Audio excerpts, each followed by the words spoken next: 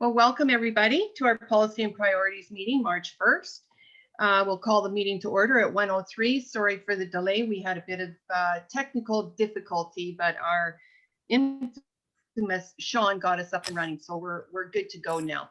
So can I get a motion to accept the agenda, or is there any added items to the agenda first? Mr. Merritt? You're on mute. There you go. Yes, thank you, Deputy. And could we add to number 3B, 2021 provincial budget update? Sure. Thank you. Any other additions? Councillor Harper. Yes, thank you very much, your Deputy Mayor. Could we add on sports complex update on hours usage? Okay. Do you want to put that under, I don't even see a new business. Oh, there we are. Under new business 7B? Yes. Okay. Okay, any other added items? Seeing none, okay, can I get a motion to accept the agenda as amended? Councillor Blatz. Thank you, Deputy Mayor. Overwater, I move that we accept the Policies and Priorities Committee meeting for March 1st, 2021 as amended. Okay, thank you. And all in favor of that? Carried. Thank you. Okay, adoption of previous minutes, page 3 to 8 of our agenda. Who would like to do that? Mayor Majishka. Thank you, Deputy Mayor. I'd move that we accept the Council Priorities and Policies and Priorities Committee meeting from, what was the date? February 1st, 2021. Yes, it's not on there. So yes, February 1st. Any errors or omissions on there? Seeing none, all in favor? Carried 7-0. Okay, moving on. Reports and statistics, page 9, operations capital project, verbal update 3A. Who's speaking to that? Thank you, Deputy Mayor, and I'll ask Director Chant to give a update to this agenda item.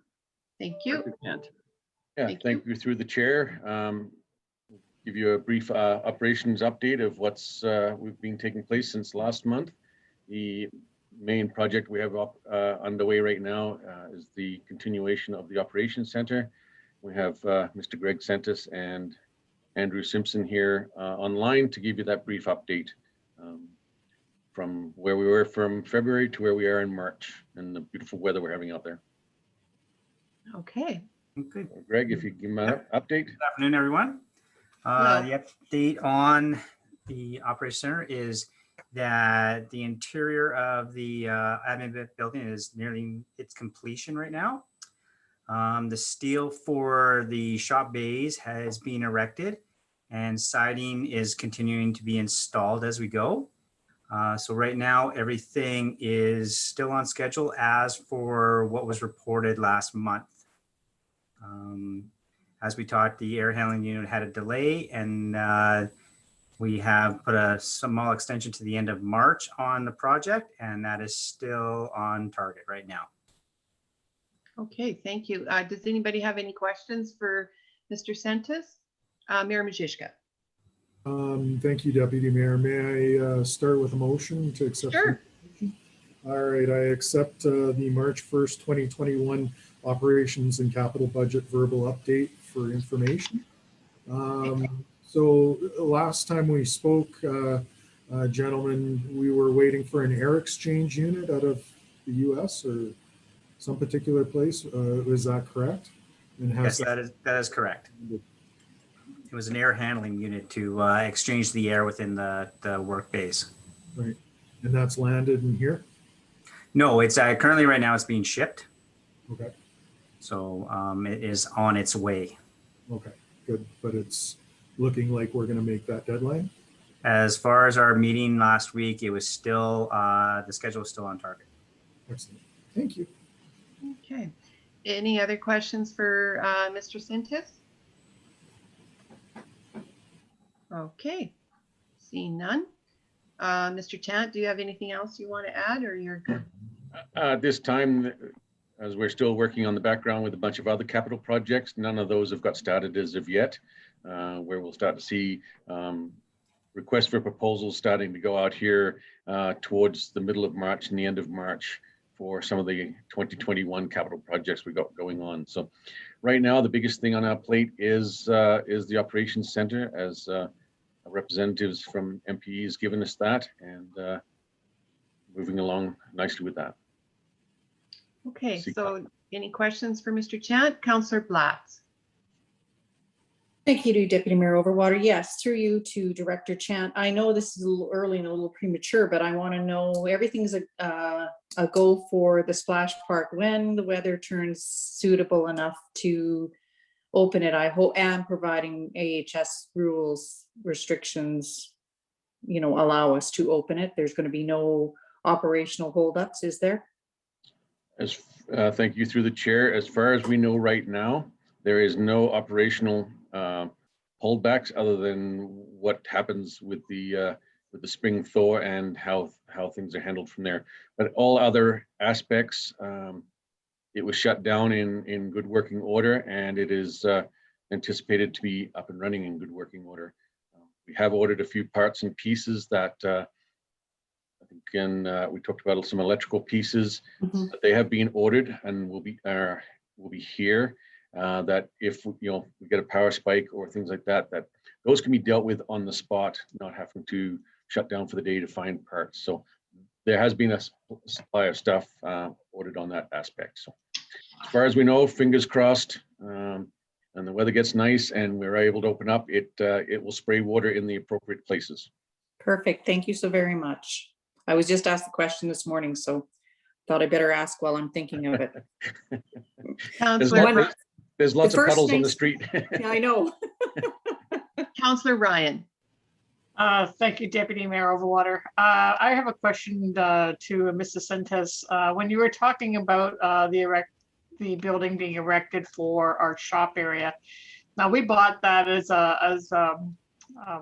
from a company that was already erected once before. So I'm just wondering, did you come across any problems in getting that up? Is it all the way up? Maybe you could just elaborate on that. And it's also, is the flooring concrete? I'm not sure what kind of flooring we're doing in there. Yeah, through the chair. Yes, of course, it was a building that was previously up, and when the steel was taken down, it was brought into this for use for this project. It was inspected by structural engineers, as well as a third party did some testing on it to ensure its structural integrity, and it was deemed acceptable. So they have not had any issues with the steel itself going in. It's been piecing together quite nicely. So no concerns have been brought forward. As well as to answer your second question, yes, the floor is concrete. It's a reinforced fiber mesh concrete flooring. Okay, thank you. And I imagine it would have the proper drainage. Yes, correct. It is sloped to trench drain areas. Thank you. Okay, Councillor Harper. Thank you very much, Deputy Mayor Overwater. Through you to Mr. Chant and perhaps our two project managers. In reference to the operations shop, do we have, as part of that building, a sand salt storage area? And is it all enclosed? So I can answer that. Is the entire project has yes, the site will be complete. So there is another building that is a tarp sprung structure that will have the salt sand component to it.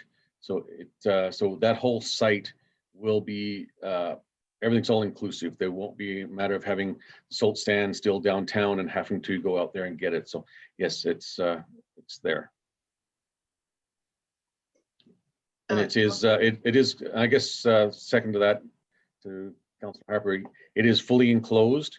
The way that it was designed was that you will you will load inside and do all your materials inside. That way, we don't have to have an additional stormwater retention pond for the purposes of having it loaded outside and special containment. Great, glad to hear that. Just another question. Sure. Go ahead, Councillor Okay. Harper. Thank you very much. And on to another subject. You mentioned, Mr. Director Chant, that you'll be sending out RFPs for other capital projects. Just in a nutshell, just for the public's sake, could you name off some of the projects that you'll be sending out for RFPs later on this spring? So yeah, so the two major projects that we're looking at having RFPs, requests for proposals to come in, is for the 68th Street intersection, which is just south of the cemetery. We're hoping to have it out in the next week or two to start getting prices back to see where we're at with that. And closer to the end of March, beginning of April, is request for proposals for the 70th Avenue intersection as well. The wayfinding project was, we did an extension to that project. So for 2021, the same company that was that had provided us with the first set of signages, we did an amendment to their contract to supply the same signage this year, which keeps us consistent with the look and the feel of what those are. Those are the three sort of big major projects that we have that are going out very shortly. Okay, thank you. Any other further questions for Mr. Chant or Mr. Census? Seeing none, we have Councillor Ryan. Yeah, thank you. I just thought of something, Deputy Mayor Overwater. And this would be obviously a question to Ms. Director Chant. On the where the salt is being located, the salt and rock or whatever it is, that building, what kind of a design was that building again? And was that all included in this full budget? So the structure itself is it's on a concrete block foundation, and they call it a tarp sprung structure. It's a steel arch rib with the canvas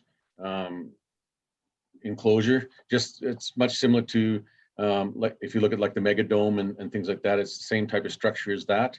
And yes, this was all inclusive in the price. There was no additional charges for this building to be in place. That was all part of the scope from the contractor to provide all of these all in one shot. Okay, thank you very much. And this is a follow. Sure. Yeah, sure. So is that building already underway as well? So yes, it's the blocks are all out there and all set up. And I believe last week the structure showed up.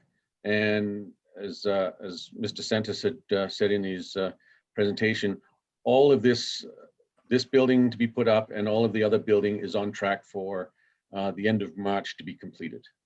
So when we get the substantial completion by the end of March, all of the facilities are ready to go. Okay, thank you very much. Okay, well, thank you. I'm sure council looks forward to a tour once it's all completed with AHS rules, of course, in place. Anyways, we have a motion on the floor and all in favor? Carried 7-0. Okay, moving on. We have 3B, 2021 provincial budget update. Mr. Merritt? Thank you, Deputy Mayor. And as you know, last Thursday, the provincial government came down with its budget. It had a number of impacts on municipalities, and what we have been doing over the weekend, especially our Director of Finance, is to try to see how this is going to impact the town of Olds. And basically the biggest change is going to be in MSI Capital. I don't think I'll speak any further. I'll let Director Linderman speak to this. We have had media requests on what is the impact on the town on a number of fronts. And as I indicated, the director has been working throughout the weekend to try to be able to answer all those questions that have come to us. We still may find out information after the fact as the province goes through main estimates, but I think for the most part, the biggest impacts, I think we do have a good idea of what they may be. So Director Linderman, I know you are having screen troubles, but hopefully we'll be able to hear you. Yes, can you hear me? Yes, we can. Okay, perfect. Yeah, I'm having some connection issues, so I've turned off my video. As Mr. Merritt said, the province tabled its 2021 budget on Thursday. So coming out of this, there is no significant impacts to the Town of Old's operating budget. MSI operating, FCSS funding, and the police operating grants have all stayed status quo. The grants in lieu of taxes have also remained in place. Of note, the ACP grant was increased by $10 million. This is for municipal initiatives associated with the Referendum Act and the Senate Election Act. At this time, it's unknown how this will be allocated, but we will continue to look into that. The education property tax was frozen again. While this is welcome news on the whole, it does not necessarily mean individual municipalities will not see an increase. So while the total revenue collected by the province has been frozen, each municipality will be impacted to a different degree, dependent on the fluctuations to their assessment values. Also of note, years 2022 and 2023 will see an increase of 3% per year to the education property tax. Moving on to capital funding.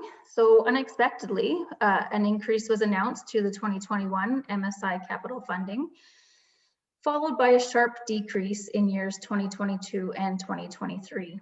So overall, this will equate to a decline of 25% over the 3 years. 2021 was also supposed to be the final year of MSI as we know it. It was to be replaced by the local government fiscal framework. Announced in this budget, the new LGFF program will be deferred until 2024. And along with this deferral, the baseline funding for this program has been reduced by 16%. There were increases announced to other capital grants, such as the Municipal Water and Wastewater Partnership and the Strategic Infrastructure Program. We will continue to look at the opportunities for these programs, but as you know, we've already recently been approved for $3 million through the STIP program. Federal gas tax funding remains status quo. And another grant, the Investing Canada Infrastructure Program. While it appears to be a large increase to this grant, this is only to fund existing applications. No new applications are being accepted for this program. So that is my quick synopsis of the provincial budget, and I would open it up to any questions. Mr. Merritt? I just want to say that we'll have to do more analysis in regards to the capital budgets, and any changes to capital budgets will have to come to council at a future meeting, which will likely be when we do our budget adjustments. So as we do the analysis on the 2021 and 22 approved capital budgets, we may have to make adjustments to those just to reflect the overall 25% decrease over the 3-year period. We are not in the position to speak to those yet. We'll have to do analysis of what was approved and then obviously bring this to council for a council decision to make on those. But we will do that analysis and try to prioritize those projects accordingly. Thank you. Could I get a motion to accept, and then we'll take questions if we want. Councillor Blatz. Thank you. Just for clarity, and maybe we should ask our legislative clerk this for example, but I thought that during our policy and priorities, we could have discussion and then questions, but it doesn't matter. I certainly make a motion to accept for information, but I do believe that.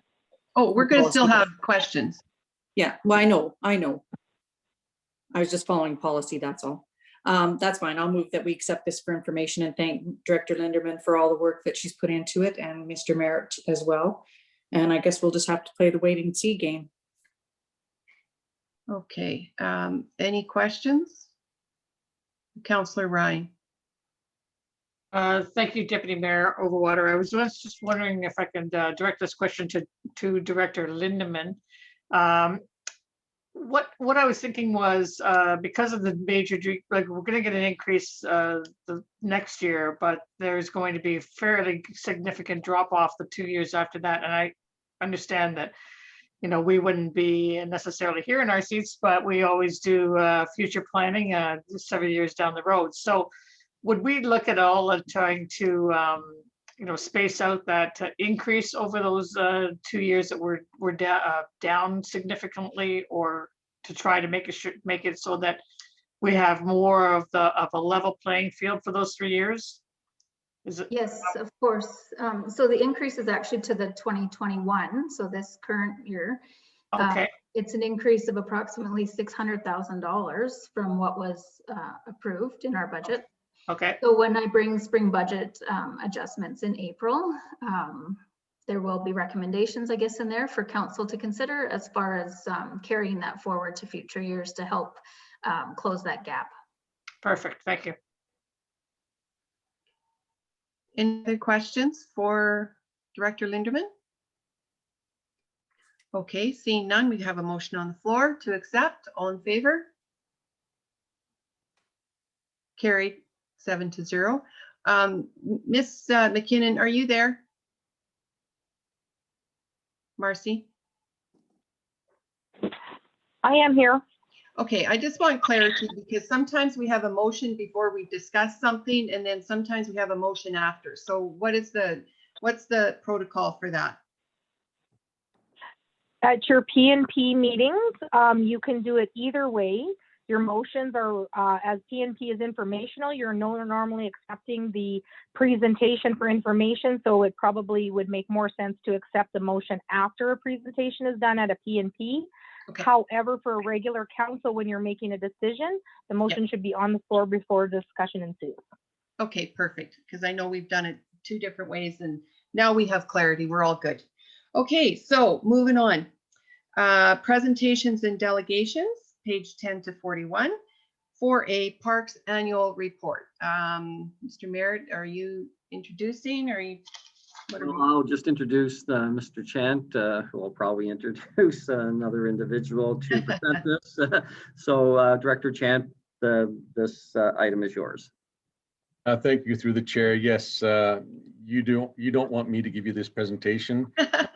We will let the people that know a lot more about flowers and plants than I ever will to give the presentation. So Ms. Jillian Campbell is on the line and she would definitely like to give you this presentation and we can go from there. So will we have the presentation up on our screen so people can see it? I don't know if Marcy is able to do that or who can do that. I have it. You have it, Sean? Okay, Yep. Thank you. So I guess Mr. Fox is going to run the screen, and Jillian, if you are able to work with, just let Sean know when you want it ready to move on to the next slide. Hopefully she's still there. I see her in the list, but I don't see any audio for her. I talked to her at 12:30 and she was geared up, ready to go. So You may be talking about flowers yet. Yeah. oh, that's going to be a bad day for council. They look beautiful. They hang from the poles. Do we want to go with economic development and then go back to the parks? That would be my suggestion if we can get Jillian hooked up so she can present the presentation. That would be the best. And then I do see Mr. Wright is on the line. So if Mr. Wright can speak to the next item is the Economic Development Secretary report. Okay, so we're going to go to page 42 to 60 of our agenda, and it will be Economic Development Secretary report, Mr. Larry Wright. And Sean, can you get that one up instead for now? Absolutely. Yeah, thank you, Sean. If you could bring that up, that would be quite helpful. I'm just working on it right now. Yeah. There we are. Okay, thank you. Thank you, Mayor and Council, for providing some time for us this afternoon. I hope you can find or hear me very clearly. Can you confirm that for me, Marianne? Yes, we can. Okay, thank you very much. We prepared this basic overview of economic growth and tried to cover many, many areas. And working off outlines of our different projects, different activities, and things like that. So we'd just like to go to the 2021 growth and expansion strategic areas of focus. Thank you, Sean. On this slide, what we have is basic plans and budgets that we have to follow to meet the requirements of council and administration and federal and provincial governments. Obviously, budget is very, very important, 2021 to 2023, given the COVID impacts. Thank you everyone for getting the MDP and the IDP plans approved. That's really helpful because we were really left with some considerations, concerns, and particularly close to the boundaries of the county and referral areas. We've been moving right along with our economic development activities as part of the agreed upon mandates. We have the economic development policy has been approved by council and is in place. The development of the tourist policy has been approved and is in place, and we will be moving forward with Director Wagstaff and his team on tourism strategy. We had provided input and information already on some kiosks and some siting thoughts and some other issues in that. One of the really, really difficult things in the last 4 years has been our energy supply through Fortis and Altalink at the substation old 555S. It really stymied us on the capacity when we were going through biomedical marijuana and the canola project growth. We held regularly scheduled meetings 3 or 4 times a year with all our energy suppliers, Fortis, Altalink, and the gas company. And that we really found it to be a holdup. The deregulation of the industry a number of years ago, probably 35 plus now, has limited the ability to move forward. We did in our discussions ask about if we could place a new substation to the south and east that would fit our development areas and the future growth areas. We were told at one time that would be approximately $70 million in cost, but may take up to 3 years just to get the approval to build. With areas like Sundial, OSG, and others in that zone, they were really, really stymied for large supply support. And they did do a project from the existing substation to gain part of their capacity. They also used a diesel generation system on site while they were in construction. But they're also told that it would be probably between 20 and $25 million to run additional power supply lines from outside the town and into the county area. So we really need to look at deregulation, really need to look at that energy supply to support the MDP, the IDPs, and our future economic growth. And we need to continue and get on with that with all of our resources available. Moving ahead, if we still go back and look at all the brownfield remediation and redevelopment sites, we still suffer from the fire of October 78 there, particularly in the core area. We've defined that on a map a little later on here for you, and we'll talk about that a little bit more. Wetlands, with the MDP and IDP, we have some large wetland areas designated in boundary areas between the county and the town of Olds. And as Scott can tell you, some of the difficulties with the wetlands legislation, they look at everything from small pothole ponds up to fully large 20 to 30 acre wetlands area sites. And that's a real difficult approval process then between the province and whether it's Ducks Unlimited or agencies like Legacy Land Trust to try to resolve how we can develop those things. Federal government census. Right now we're in our database, we're working off a 2016 census. And when I look at our growth from our buildings, whether it be single family, multifamily, or apartments and condos since 2016, my numbers, I'm guessing, are projected around 9,700 people without the Olds College impacts on services or on-site residents. And that We really need those new numbers as we're getting close to that 10,000 magic threshold. And we've provided that information in our community profile here, which we'll also discuss later on. We're trying to understand and work with Kelly and Ben and others on the asset management data. And we're really looking forward to much more detail that we can use and convince others to come to our community. And if we just move ahead quickly, Sean, to the next slide. Yep.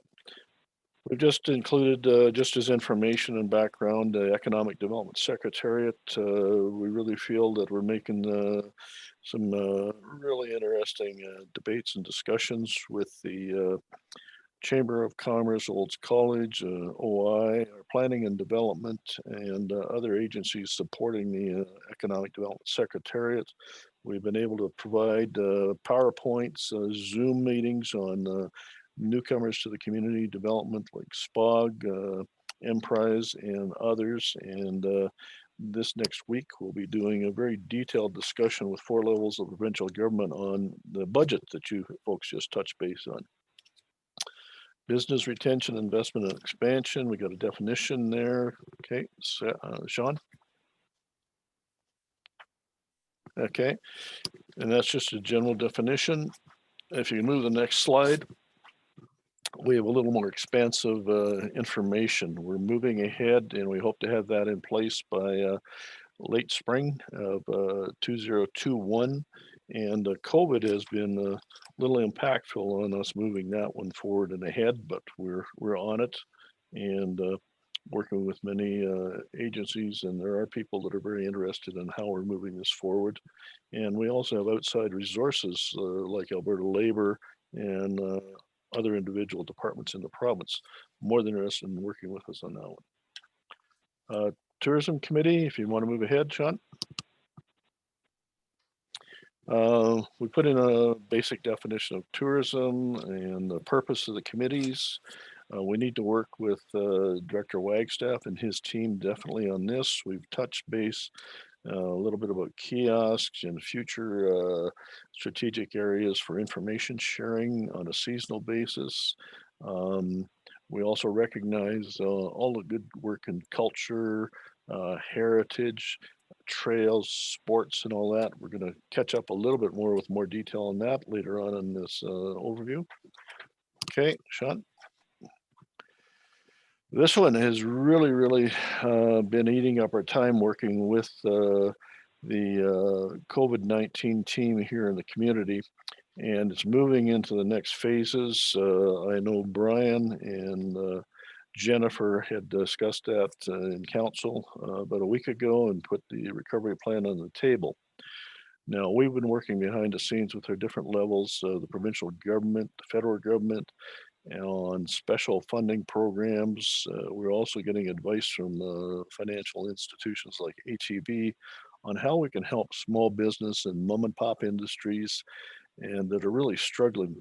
One of the things we continue to find, and we just discussed this morning with our regional economic development teams, was the red tape level on impacts on the ability and the time of small business and industry to prepare background information so they can receive some of these grants. And we're under the impression that red tape reduction was a purpose of our provincial government, and our small business certainly could use that reduction. And we'll be talking about that Wednesday with economic development, Alberta government staff.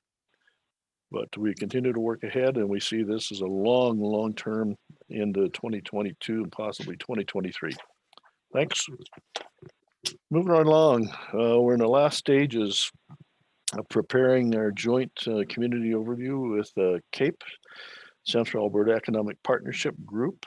We thought we'd give you a glimpse of the front page here. There is one error with population. It should be 2016 instead of 2020. But we were able to capture with the resources of Director Chant that wonderful photograph, which we think is pretty outstanding to just open up our community profile. It's received a lot of good attention. CAPE advised us that they are using City of Red Deer and Town of Olds as their examples when other communities ask for what and how to prepare a community overview. So quite pleased about that, actually. We'll have that out in a week, we hope.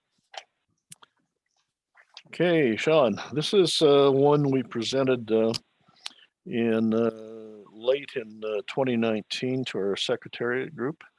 We had became quite worried about the impacts of the oil and gas, and then on top of that, we had a very difficult harvest time.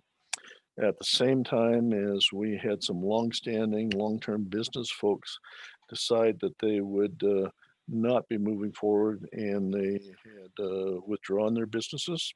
So we mapped empty storefronts, we mapped brownfield sites, and tried to take into every consideration new development sites that were recovered. And we'll be doing a complete update here in June of this year. Again, we're monitoring our storefronts and are changing landscape in particularly the business core area here in Olds on an ongoing basis. And we're doing a lot of walking and just short visitations with a number of folks. Our economic development resources around the region here are quite worried that we haven't seen the full impacts of COVID, and we'll see that more in 2022 as the business impact and relaunch programs are depleted and people have to start to contribute in cost recovery of those programs. So stay tuned, and we will have that updated in June of this year. Over the last year, we've also looked at all our business lands assessments, light industrial, commercial, residential that are open for development, and that. We worked with CAPE, and then we produced a industrial lands availability as part of an overall CAPE strategy here within our central region. There's details of that. We have copies of that available for anyone that's interested. And just keeps that picture and keeps us in focus on what we're doing. Okay, there's always a question about how do we maintain partnerships. Sean, can you move ahead? Next one. Thank you. Over the last few years, we've always had different inquiries in different communities, whether it be the UK, Europe, US, Japan. Oh yeah, we forgot China off the list. I don't know. I'm sorry about that, China, but we'll have to get that corrected. We've listed out a number of groups and stakeholders that we just consider part of our partnership groups, and people that we relate to either in Canada, Western Canada, or in other regions, and that's technical, economic development, or otherwise. And, next slide there, Sean. We put on some examples of the available programs that we've put out and identified with through our COVID team. And this is just a small sampling of the ones that are out there. There's about 10 out there right now. There's a new one coming up in April that we've sent out some information on. And we will have more information through Donna Lard, Alberta Labor, Alberta Innovates, and others on Wednesday of this week when they do their briefing for us. Okay. Now, Sean. Thank you. Down to some of the brass tacks of what we're trying to do this year within our budget and our skill sets. Number one, we're out there with an economic development coordinator position through our HR folks at this point in time. We hope to have that identified in the near future, moving ahead. Rail transportation, we have some really large proposals out there that we have looked at and provided information on through different Alberta government resources, CAPE and others. One would be a yellow P. Rail becomes more and more of a requirement to move goods and services, particularly at Tidewater. Size and scope of industrial development, some of it is so huge, they're usually in the $90 to $100 million or larger area. And water, wastewater, utility supply, surface area, arterial access, natural gas, power and energy needs. We've already talked a little bit about the substation 55S needs. There's some of the keys to getting in large scale development here. We recognize with the IDP, there may be some boundary considerations back and forth both ways between the town and Mountain View County. Next slide. Okay, one of the ones we continually hear concerns about, particularly safety, is Highway 227 overpass improvements. We know the province has a scheduled program that should occur bit by bit. We can't see that soon enough, and we get asked about that when we put ahead proposals, particularly with large highway truck transport units. Intersection improvements 27 and 2A, we've had a long-term plan there that was developed around the time of some of the college infrastructure work and other things we were doing. If we're to be successful with the IDP, MDP plans and the area adjacent to 2A, we very, very much need to get the rest of our improvements on the table for Highway 27 and 2A. And I know our tech services and operations have that in their vision. Wastewater treatment lift stations. This is another one that's really, really difficult and is part of the MDP, IDP, if you're looking at the east side of Olds and in the county, and on the south industrial area and the adjacent county lands there. It's not going to go away easily, and it's not low cost by any stretch of the imagination. Housing. We've got to continually move our residential housing requirements at all levels ahead. It's been impressive since late November right through this point in time. House sales, whether you be in Sundre, Didsbury, Bowden, Olds, Three Hills, Innisfield, housing, there's a genuine population shift with working at home out to our smaller centers and the larger centers of Calgary, Red Deer, and possibly Yardley, but I would have to say Red Deer and Calgary predominantly. Moving on along again, broadband Wi-Fi is always in our sights, and we're always promoting our broadband system here in the community. Our council members have taken a lot of concerns being raised on 5G communications for the future and the other medical impacts, and what are the standards and how will that be managed in the future. That's why it's on our list. We've talked a little bit about tourism, but again, the strategic plan identifying process budget opportunities for visitor and tourism kiosks and seasonal welcoming information sites.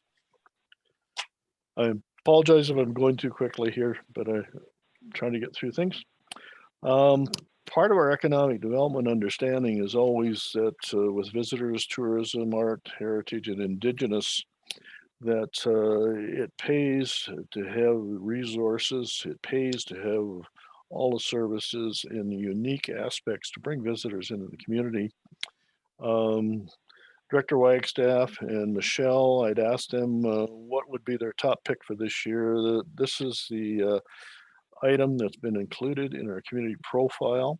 And we've also, with CAPE, had our community profile contains the identification of the traditional territories of people in a statement in our community profile. I understand we're one of the first in the Cape region to include that, and they're looking at that as an overall program next year as they bring changes into the community profiles throughout the Cape region.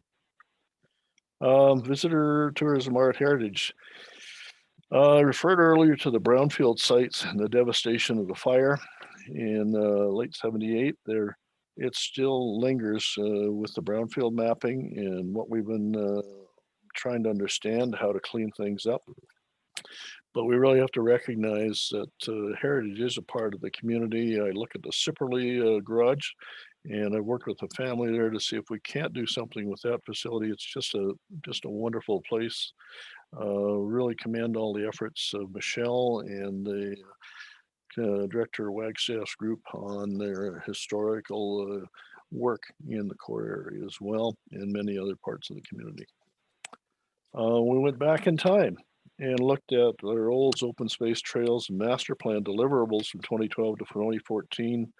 And I think when you have the parks presentation here, I went through it prior to the meeting here, and I think we've met the deliverables, but also with the new parkland out on Highway 70th, the trails that have been included in vistas and highlands in many, many areas of the community, and improved safety for crossing at pedestrian intersections. I think we're very, very close to what the goals in 2012 and 2014 were. And I always have to try to finish with Mr. Einstein, because with COVID and all these other issues, we certainly have some interesting times at hand, and how we resolve some of the problems that are from COVID or disasters. We need to keep working on them. Thank you for your time. Thank you, Larry. So does anybody have any questions for Mr. Wright? Councillor Blatz. Thank you, Deputy Mayor Overwater. First, I want to thank Mr. Wright for this very extensive report. I found it very informative, and there he reminded me of things I'd either forgotten or things I didn't know. So I really like this, and I understand too that he has indicated this will be included on our webpage and through social media, at least parts, if not all of it. So I just want to say thank you very much for this report, and I appreciate all the work that you and the team have done to go into this, and we look forward to hearing from you again in June. Councillor Harper. You're on mute. There you go. Very much through you to Mr. Wright, in reference to your discussion about brownfields. You say you want to try and optimize the brownfield remediation and growth. What type of strategies, or have you developed them as yet, that you could try to encourage the development of some of our brownfields, i.e. the former Esso site? What type of strategies can we come up with to encourage Imperial Oil to develop or allow that site to be developed? Okay, I think the site you're actually talking about is probably the 49th Ave site, which was a Texaco site. Yeah, now it's owned by Imperial Oil, I understand. It's under their auspices when they bought out Texaco. We have the complete mapping for that area. We presented to FCM Brownfield on that site, plus about 10 others in our community. And I know Director Chant and myself have tried numerous times to get the final report on what the actual status of that site is. And we've actually had potential buyers come forward that would like to develop the site for a number of different uses. And that's one of the many. If you take our examples of the work we did with Camp Clark Ford on the old school site, and look at how that one has reemerged as a really, really strong asset to a downtown core. And then our other developers with the old sports fields, I think they've been a little stymied by COVID in slowing down their moving that site ahead. I think these are all great examples. We note since 2009, we've had brownfield redevelopments of 33 acres sites, 33 acres in Olds itself, redeveloped and successfully turned around. And that Cipperley Garage is a site we're concerned and interested in, plus the Texaco site, plus a number of others on the map there. So we just have to keep on going. There is some funds to Ottawa and FCM projects if we can tie a developer together with us. Great. Hopefully Thank that's you. some information, but I do all the detailed mapping. CAO? I Yeah. do I'd just like appreciate to supplement that. Thanks, Larry. We've also looked at a community revitalization levy for the uptown area, which would have remedied a number of those brownfield sites. Unfortunately, that program is probably on hiatus for a long time, so that's not one we can utilize. And I think one of the items that Larry would like to bring to the new BRE committee is a discussion on this impossible taxation policy to redevelop these sites to basically any new assessment is going to be good news for us. So let's look at, is there any tax breaks for those sites in the initial years anyway, to get them up and running. So those are things that Larry has discussed in the past, and just want to raise those again. Yep. Thank you very much. Okay, Councillor Thompson. Yes, thank you, Deputy Mayor. I appreciate, Larry, the presentation that you provide and very detailed. Thank you very much. On page 9 of your presentation, you've shared the core assessment for the business area. Looks like it's predominantly the uptown core, and you've colored in different spaces as far as available lands and things like that. In your presentation, you mentioned that in June you'd be coming back with an update. Are you able to use this data as a benchmark? And will you be able to track available space and what we have to market from this research? Yep, that's exactly the purpose in October 2019 of doing this.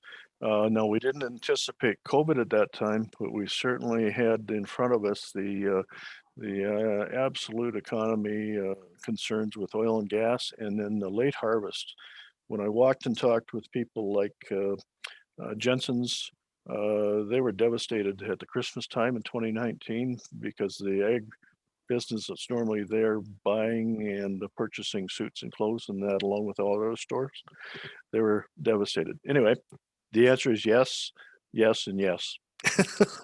All your questions. Okay, was there a supplemental, Mr. Councillor Thompson? I'm just curious if it's possible to do the highway, commercial, and industrial areas as well? If you look at that other map, we have a lot of data we've already collected in 2020, working with the Cape Group, and we actually have costs, and we were part of the shovel-ready Cape Industrial overview. So we have a tremendous amount of data already, and we're working actively with real estate agents, landholders, and others, and try to keep ourselves up to speed. Thank you. Thank you. Councillor Ryan. Thank you, Deputy Mayor Overwater. I want to ask Mr. Wright, if you could tell me the makeup of the BREIE committee. And you'd mentioned it was going to be established in spring, so if you could just elaborate on that. Thanks. Yeah. What we've done is used all our background information going back to about 2010, 2011, EDA Alberta, and that. And the recommendations that we are following is stakeholders to consider would include business owner operators, obviously, economic development organizations, chamber of commerce, housing experts and accommodation, retired business executives, government officials, utility services, energy suppliers, education entities, artisans, because we really respect the art in the community, financial institutions, medical associations, sports and entertainment specialists, digital telecommunication, broadband technology experts, and industrial entrepreneurs. I think that's a pretty extensive list, actually. That's a big list. Yeah.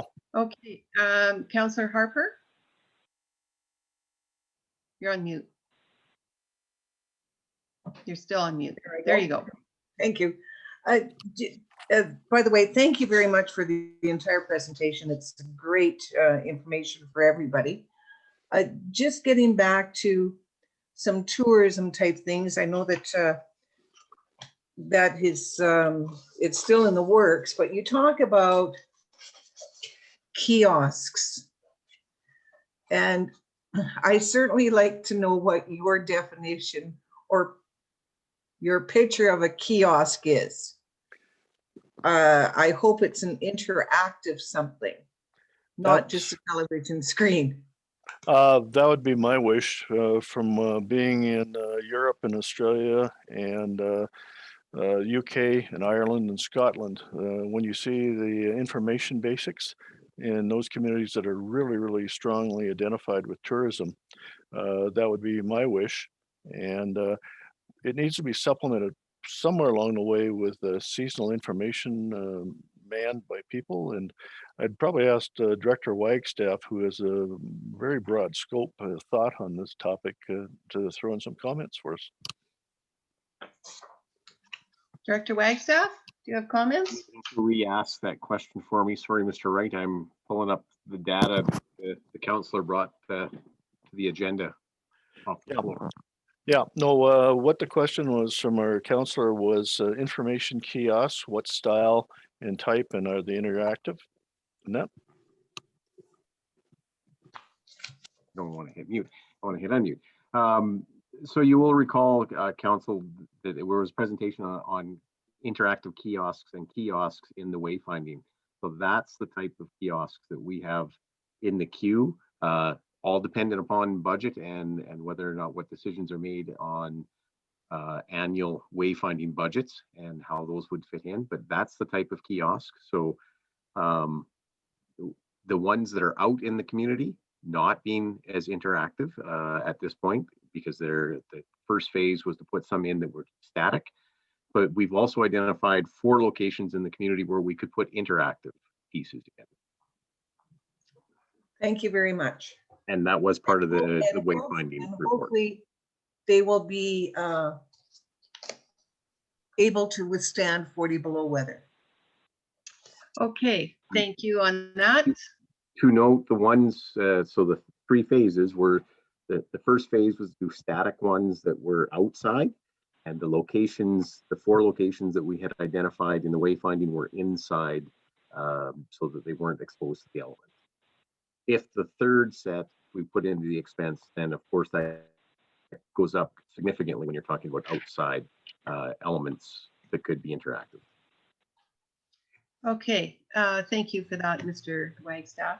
Yeah, I'm really excited to know that the Business Retention, Investment and Expansion Committee is going to be taken off the shelf and revitalized. That is something that we really need to pay attention to in this time of COVID. And as Mr. Wright said, you know, we're not going to feel all the outcomes of COVID and probably until the end of 2022. So I'm glad to see that's happening. And I don't know, I guess for some reason I thought there was kiosks out there for tourism already, but it obviously wasn't what council thought the kiosks were.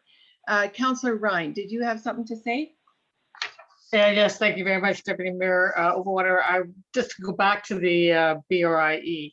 So yeah, I appreciate the list that you gave us, Mr. Wright, because it sounds like it could be a very worthwhile committee. And I was just wondering on the when you mentioned local business, do you classify local developers as part of that? And if not, would they be added to the list? Because I didn't hear a mention of developers. So I know we have several of developers in town, and there could be some potential there in getting them involved as well. yeah, that's what we include basically under housing experts and accommodation and those types of folks. It's a little generic, but industrial entrepreneurs as well, which fall pretty close in the same category.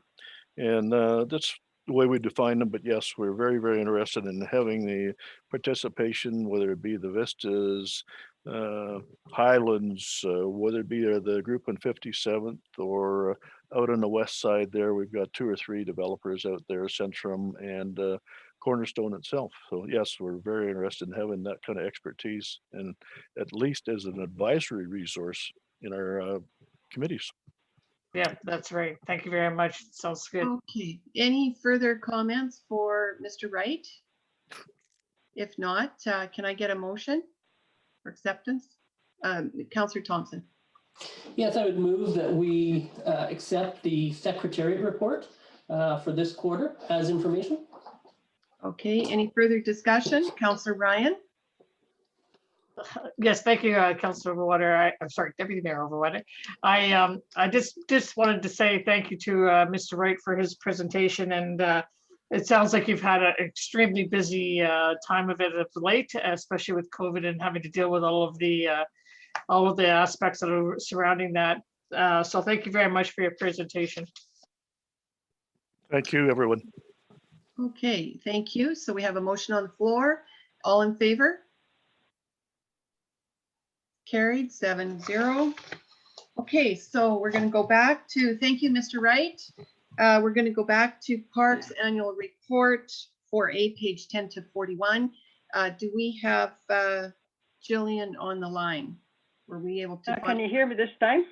Oh, there you go. Okay. Oh, goodness. Hello. Okay. Hi, go ahead. Can you hear me clearly? Yes, we can. Okay, thank you. The first 2 pages of this report show a selection of our 2020 flowers. Oh, and it shows some special posers too from Public Works, I see. For the most part, our selection worked well. And John, can you put it up on screen? Okay, thanks. There we go. Okay, go ahead, Jillian. okay, for the most part, our selection worked well and gave us outstanding colour up to the end of September, despite getting beaten back by hail and wind. For this summer of 2021, there will be less flowers, and it was a bit more challenging to make the selection so that we can still enjoy the flowers and the experience and that sense of peace and calm when we're out and about. There'll be no large rectangle planters, of course, and there'll only be 1 hanging basket in each of the lampposts downtown, and 4 or 5 of the ground beds will have no flowers this year. But the plan is that the south and the west sign beds will be turned into permanent shrub beds, and also the 2 beds at OR Hedges in the campground. So those are projects that we're looking forward to doing. And next page, please. That's Steve. He's hard at work. The edgings of all our ball diamonds throughout the town had a revamp last summer, not just for the aesthetics, but for the ease of maintaining.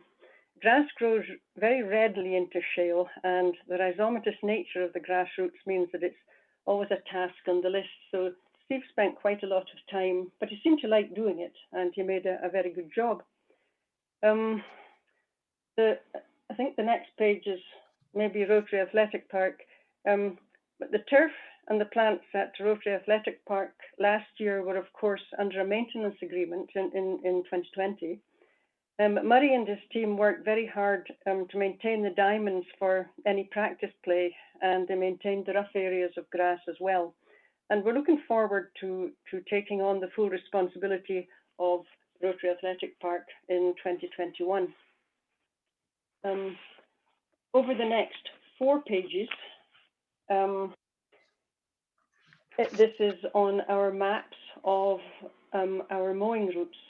So we couldn't put them all onto 1 page, so we've put 2 maps on each page. 2 maps represent 1 route.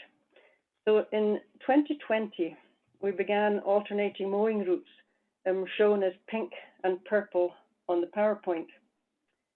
This did save a little time, but what saved the most time and was more efficient was actually putting a dedicated wide moor and a dedicated Z-track onto each of these 3 routes.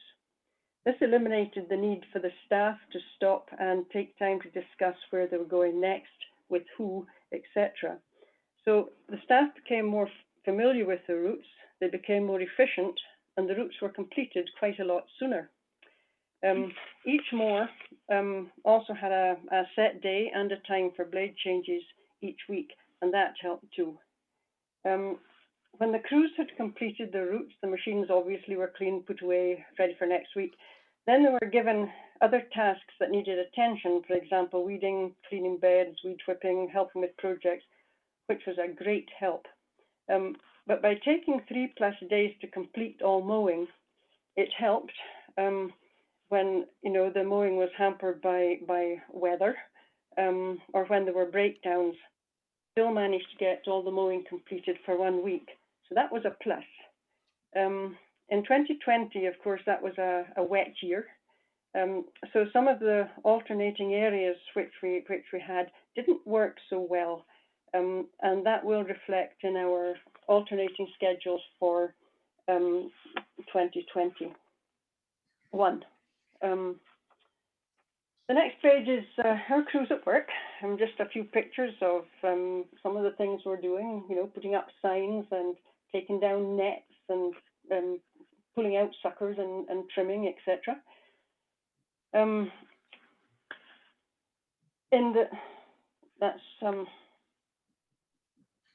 Oh, just a minute. Can you put it back 1, please? Thank you. The two pictures on the right-hand side, that is 56th Street Park. 56th Street Park didn't actually get mowed as much as we'd have liked last year because it's very, very wet. I don't think there's any drainage. And with the amount of rain we got, often the playground would be completely underwater as well. So when it was dry enough to mow, it was always very thick, very long, very clumpy, and then we're required to take the grass away off the park. When we get a drier season, hopefully it'll be mowed more often. Next slide, please. Okay. This was one of the playgrounds that we chose to do a renovation on last summer.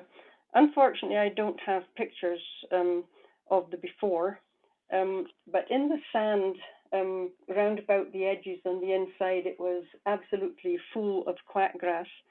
And on the outside of the retainers, up to about a foot or more high on the outsides, the sand and soil had built up again with more quackgrass and very, very thick root systems. So we took all of that down to grade. We added new soil and we seeded with more grass. This is the playground that we hope to add some more toddler equipment to this summer, and maybe maybe a swing also if space allows. Next slide, please. This is Craig's Corner Playground. This was another project that we started last year, and we haven't finished it because there's quite a lot to do. But Craig's Playground has a lovely modern playground which is well used, but all the edging sections surrounding the playground needed to be lifted, leveled, and relaid. And the concrete bases of some of the structures are showing, so we had to add a further 6-inch depth of engineered wood fiber to meet the regulation depth of 12 inches. We replaced 2 benches in the park last year as well, and put them onto 2 new concrete pads. The swing sets, which were the paint was flaking on them, so they were wire brushed, sanded, and repainted using some of the colors from, I think anyway, from the main composite structure. We re-edged both of the base areas for the swings and squared them off. And what we'd like to do now, maybe as a project for this year, is to dig out the areas around the 2 swing sets, put in matching edging to the main composite play structure base, followed by adding 12 inches of engineered wood fiber to bring those areas up to code. And I understand this may need to be planned for, but a lot of this work can actually be done by our own people. So hopefully that's a project that we can continue this summer. Next slide, please. Mulching blades. Last autumn, we installed mulching blades on 2 Z-tracks and onto 1 wide moor so that we could mulch the leaves instead of having to haul them away, because we actually had nowhere to take them. The top right-hand picture shows you just how fine the blades mulch the leaves. You see the curved surface and the increased cutting edge allows the blade to cut the leaves or the grass and bring it back up into the deck and cut it several more times before it falls back down to the lawn and settles around the crown of the grass, where it eventually returns the nutrients back to the soil. The bottom right-hand pictures show you just how efficient these blades are at cleaning up the leaves. So we use no trucks, no dump trailer, no grass sweeper, no loaders, gators, or brooms, just 3 people and 3 moors. Next slide, please.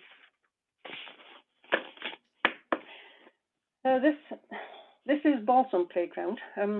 Last summer we had some funds to install some extra pieces of equipment to one of our playgrounds.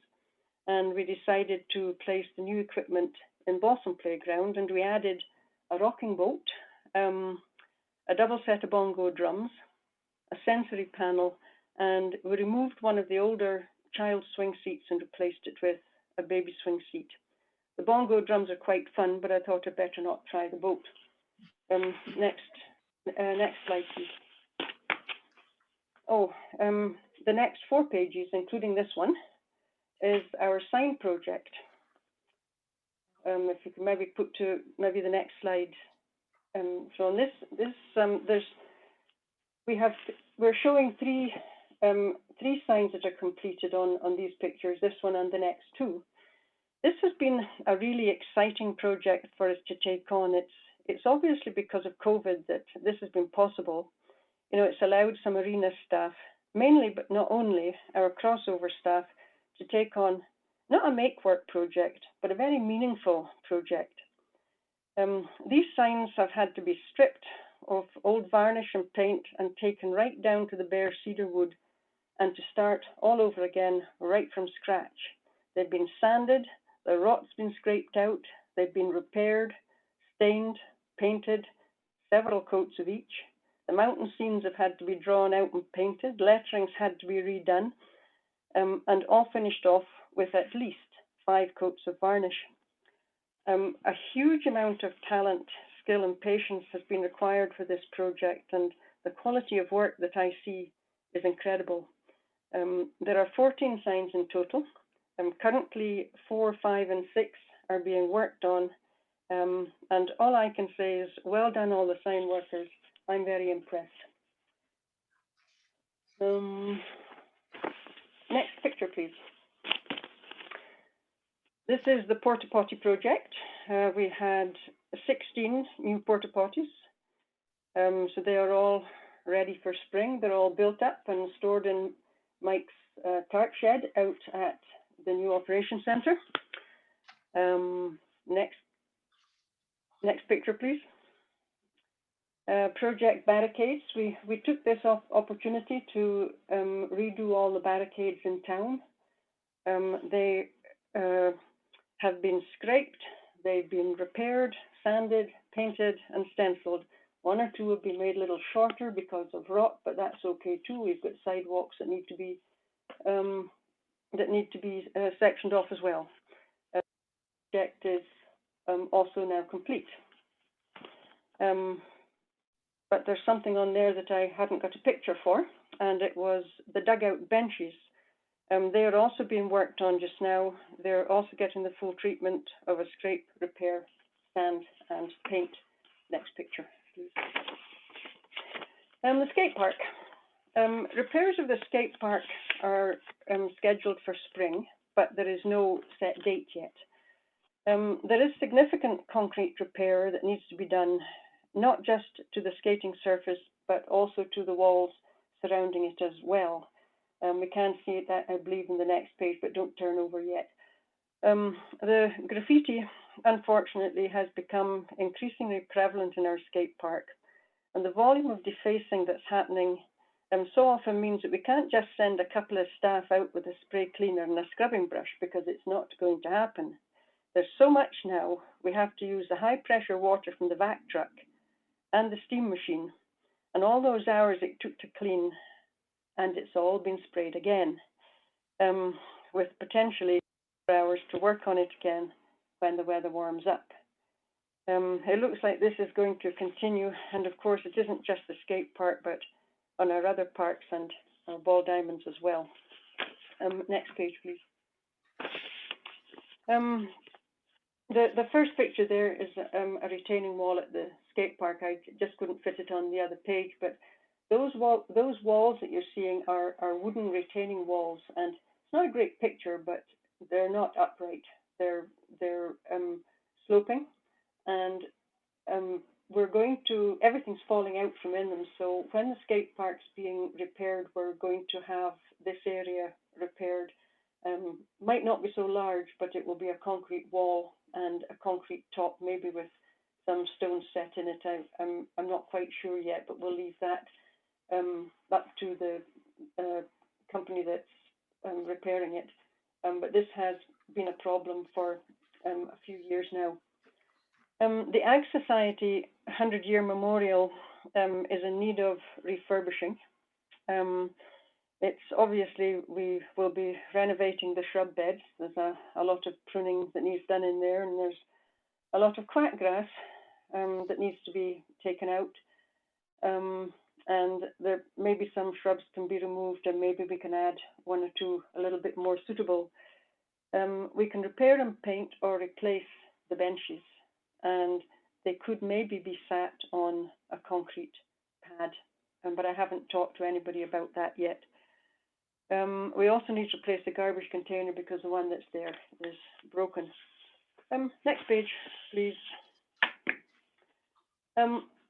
What we're seeing here on this page, this is actually sort of the facing page to the other damage, but in the center there, that's at the back of the evergreen center. And what you're seeing is glyphosate damage to the evergreens. That's Roundup damage to the evergreens. And it wasn't us that did it. It was overspray from the business in behind, or it was them or whoever sprayed for them on a windy day, and it damaged those trees quite heavily. We have done quite a lot of pruning up, but Roundup's not a great thing to spray on evergreen trees. So we're going to have to wait and see how they come through this.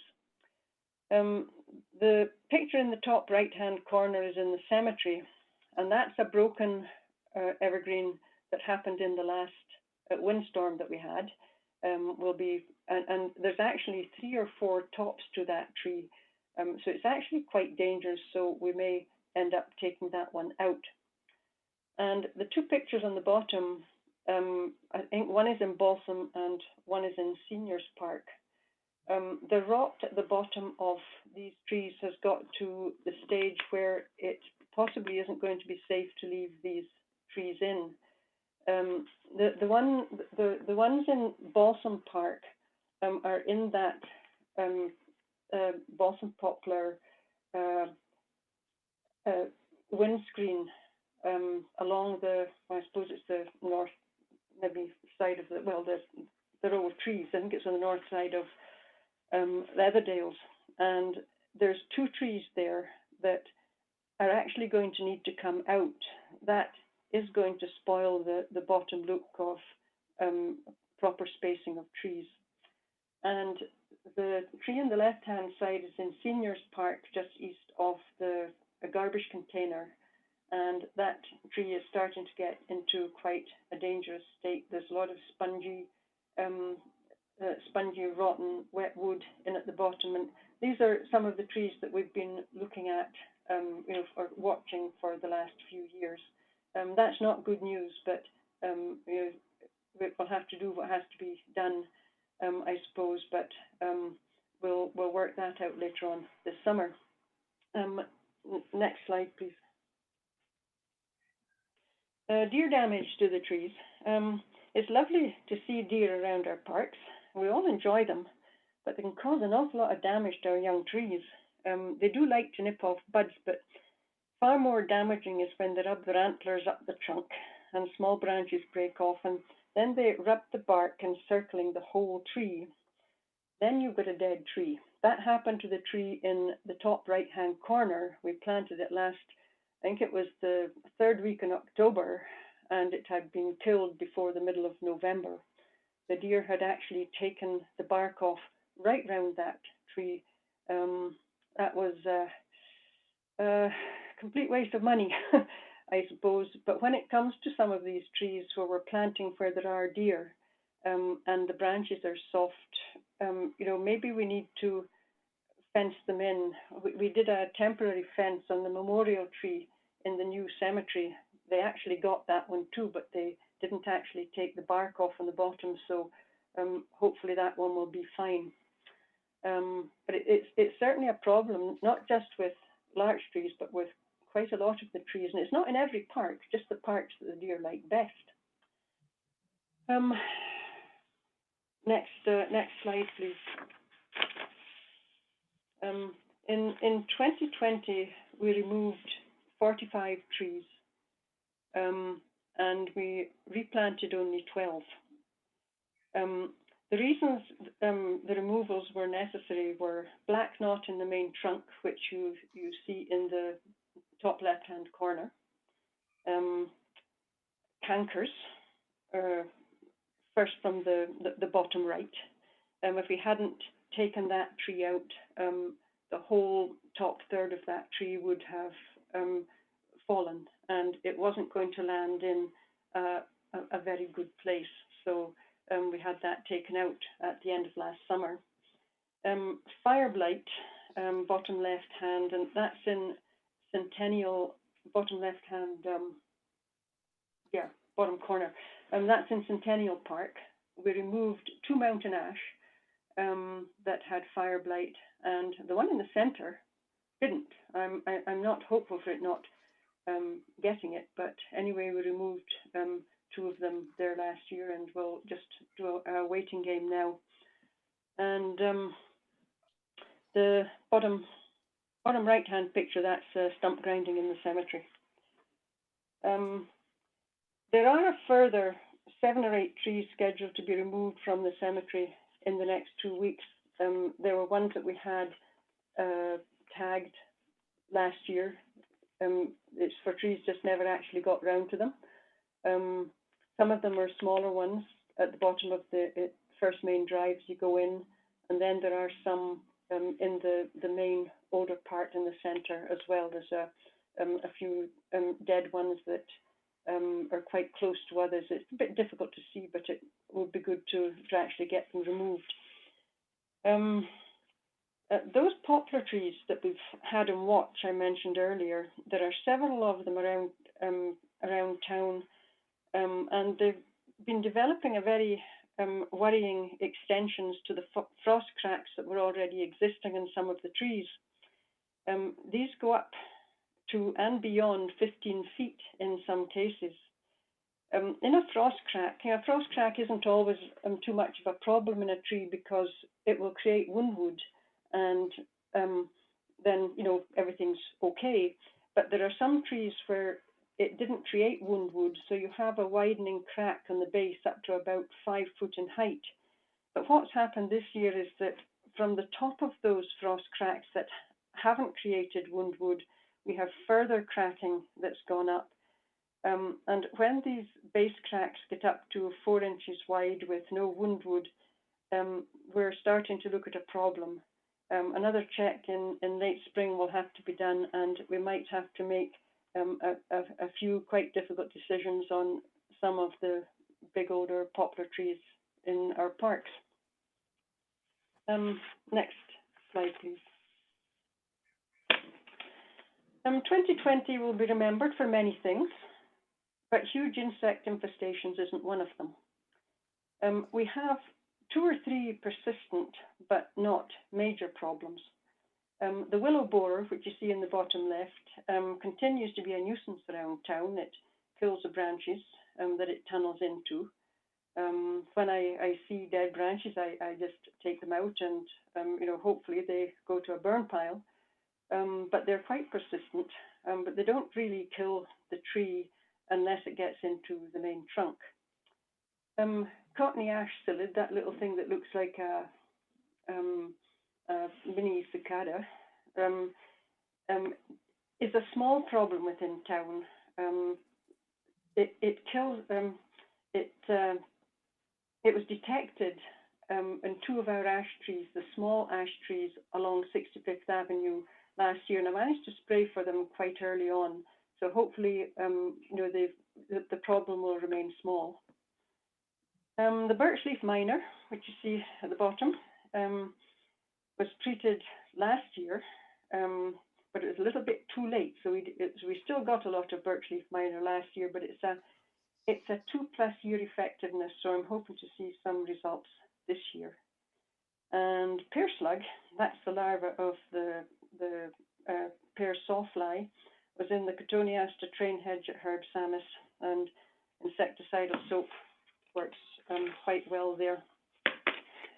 There is a connection between the honeydew you see in the center of this page and the aphids seen at the top corner, and the sooty mold that you see on the ground and on the trunk of the tree in the bottom right-hand corner. The sticky substance that I find on walkways and on our cars and on the decks of people that call in because they want our tree removed, etc., is actually a waste product of aphids, and it's also an ideal food for the fungus that becomes sooty mold.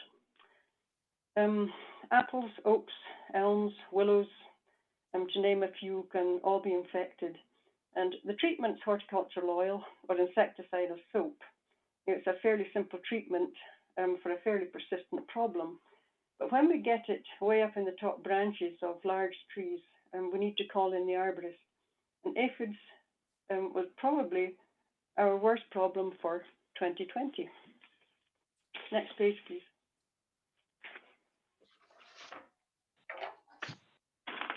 Okay, these are some projects that I have put in here for council's consideration, maybe for the future. Microbial teas, or compost tea. This is a product and system that both Murray and I are very familiar with, and our training was with Dr. Lynn Ingham, who's a soil microbiologist and leader of the Soil Food Web. So what is compost tea? Well, it's a liquid solution produced by extracting beneficial microorganisms from compost or vermicompost. And a high-quality compost contains literally trillions of beneficial bacteria, fungi, protozoa, nematodes, and other organisms that would normally be in a healthy ecosystem. So why would we use it?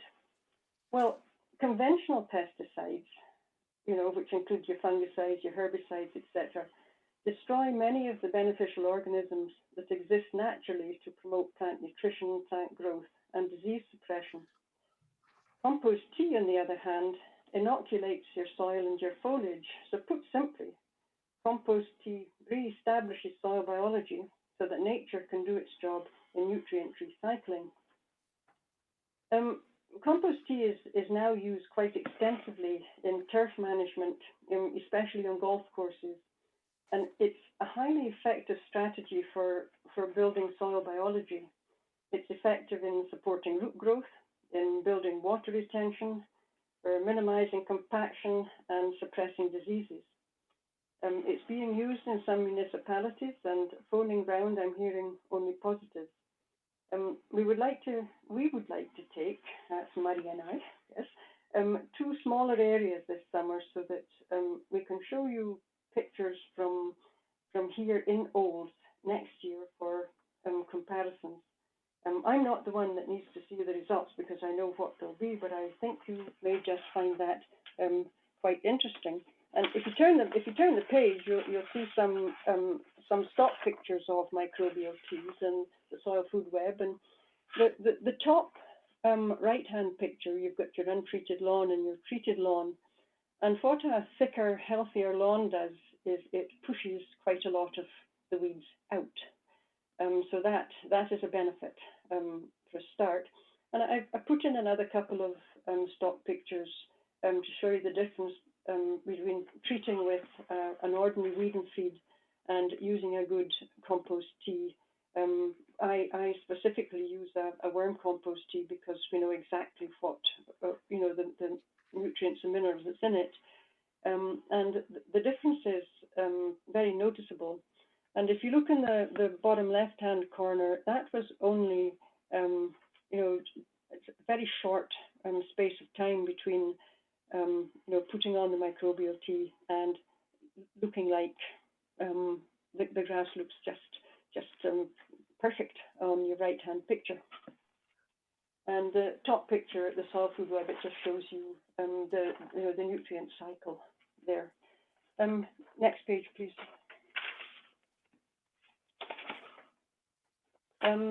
Floating islands and stormwater ponds. Now, the stormwater ponds are not my area; they're Mike's area.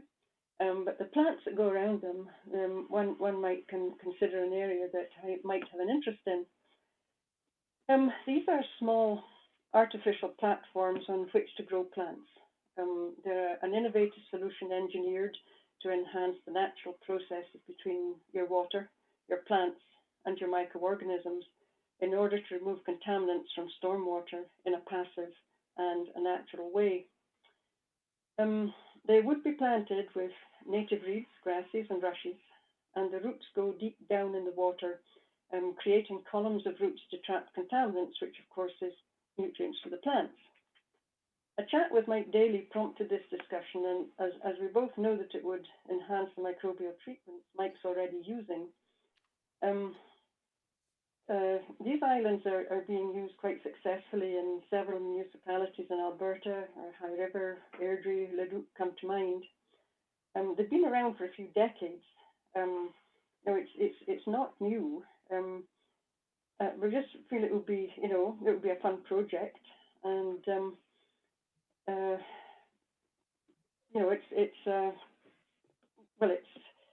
it would be nice to see the results. Anyway, these islands are anchored to the sides of the water, and they can be moved out of the way in winter so that they're not hampering anybody who is skating. Mike's got a wee boat, so they can be towed, and we could place them at the front of the stormwater inflows and what have you. So where we place them is up to us for where it's doing the most benefit to the pond. I just thought to look into this would be a fun project for everybody. Next page, please. Oh, that is the city of Airdrie. Those are their floating islands at Luxton. They planted them with mainly grasses, and the second picture shows the root system, and the root system grows very deep, so it does a very good job at removing a lot of the suspended solids and stuff from the water. Next page, please. Wildflower Turf. This is and I heard it mentioned last year by somebody, why don't we plant wildflowers? Well, this would be lovely along some of our trails. Natural landscaping with wildflowers and native grasses improves the environment and increases our connection to nature by attracting, varieties of songbirds, pollinators, butterflies. And the best part is it's actually fairly simple to do. While you're creating a long-lived, sustainable wildflower meadow does require time and patience, it's actually not that difficult, but like anything else in life, there's a right way and a wrong way to do things. At first, you have to replicate nature or nature's methods, as we can't force plants to grow where nature had not intended them to grow. So it requires good planning, proper site preparation, the right seeds for the right type of soil, that the plant's going to be growing in, and some periodic and well-timed maintenance. They begin to bloom in about 2 to 3 years after you seed them, but you would have created a natural ecosystem requiring no water, no fertilizing, and fairly minimal maintenance. The timeline, though, can be sped up by purchasing ready-grown plugs from native wildflower growers in Alberta, which would allow your flowers to actually bloom in year 1. This sort of thing could be an ongoing project, and I think we've spotted several places along trails where this would be quite nice. Mm-hmm. Anyway, that's the end of my presentation. Are there any questions? Councillor Bennett. Thank you, Deputy Mayor. Hi, Jillian. I wanted to say thank you to you and your team for all your good work in 2020. It was a particularly difficult time, and what you did was an excellent job. And I believe what we own as the town, we must maintain. So the sign and the barricade projects are often put on the back burner in many municipalities. But when you see the results of a project well done, it looks fabulous. So thank you for those. And I'm not always a fan of the poplar trees to begin with, but if they're frost cracked and it's that high up the trunk, I believe they should be removed. And I'm a firm believer in succession planting. So I was sad to see that 45 trees were removed in 2020 and only 12 were replaced. And that was before we had the budget cut for the coming year. So I'm sad about that. And the new trees, I do believe should be fenced, and that would help prevent a deer buffet, and that we wouldn't be replacing those trees as quickly as we might be. And the other thing I'm curious about, the graffiti is a huge problem to the community, to staff, to all of us. And is it now a reasonable time to be putting up security cameras and lighting and a decent number of those cameras so that we have a good pictures of who might be doing the graffiti? I think this has been a long time needed, and everyone is getting quite sick and tired of graffiti and having to remove it and trying to catch who's done it. So I know our budgets are very tight for 2021, and I hope that we can find some money to get security cameras and video in place. That's my diatribe for now. Thank you, Councillor Bennett. Then I had Councillor Blatz and then Councillor Thompson. Thank you, Deputy Mayor Overwater. Thank you very much, Jillian, for this presentation. I found it very informative as well, and I really appreciate again too all the work that you've done with all of this. I'm a little curious, is this, and maybe perhaps you can't answer this question, but will this be something, will we be maybe talking about this microbial tea as cost compares during service level, or is this something that's cost effective to look into immediately? Do you know the comparisons? Yes, it is definitely going to be less expensive to use microbial teas, and it can be put in. It can be taken out of our fertilizer budget if you like. Oh. Once we have done this and shown you what it can do, then we can actually set up our own system here so that we don't have to bring somebody in to do it. Those costs are not they're not out of reach, but I haven't actually worked them out for you today. But if it's something that the town would like to do in the future, once you've seen what we can do, then I think the costs are certainly worth looking at. Okay, did you have a supplemental to that? No, I just want to say, going further, then when we go into our certain, maybe this is something we can discuss further at service level. Sure. Director Chant, I think you wanted to say something as well, but I like the looks of this, and I like the environmentally friendly side as compared to pesticides and such. So. And through the chair, if I may, exactly that to Councillor Blatz was the microbial teas. We have two experts in a midst right now, and we've talked about that is like to do a small trial area, but you still have to work within your fertilizer budget to make that happen. But it would be a bigger discussion come service level review of more of those other bigger changes, and what trade-offs do we get to have on that. So that, they were exactly that last slide was to get the creative minds thinking and how we can do things a little differently as we move forward. And thank you, Mr. Chant. Councillor Thompson, you had something? Yes, Deputy Mayor Overwater. First, I'd like to congratulate this department for the efficiencies that they created. First in mowing, second in the mulching blades for leaf pickup, third in the conversation we're having around microbial teas and how that may be more cost effective, and potentially fourth, we do have some algae blooms, if I have the term correct, in Winter Lake and places, and perhaps these water or these islands on the ponds will also create some deficiencies there.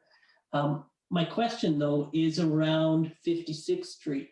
It sounds like that drainage may be an issue, and is there another innovative solution that we might consider for 56th Street so that the playground isn't out of use and the grass can be mowed when we have moisture? Ms. Director Chant, do you want to answer that? So yeah, through the chair, we'll have to have a good look at that. Is that when it is surrounded by all the homes and their lot drainage is drained back into that area as well. We'll have to look. There is a storm system in there.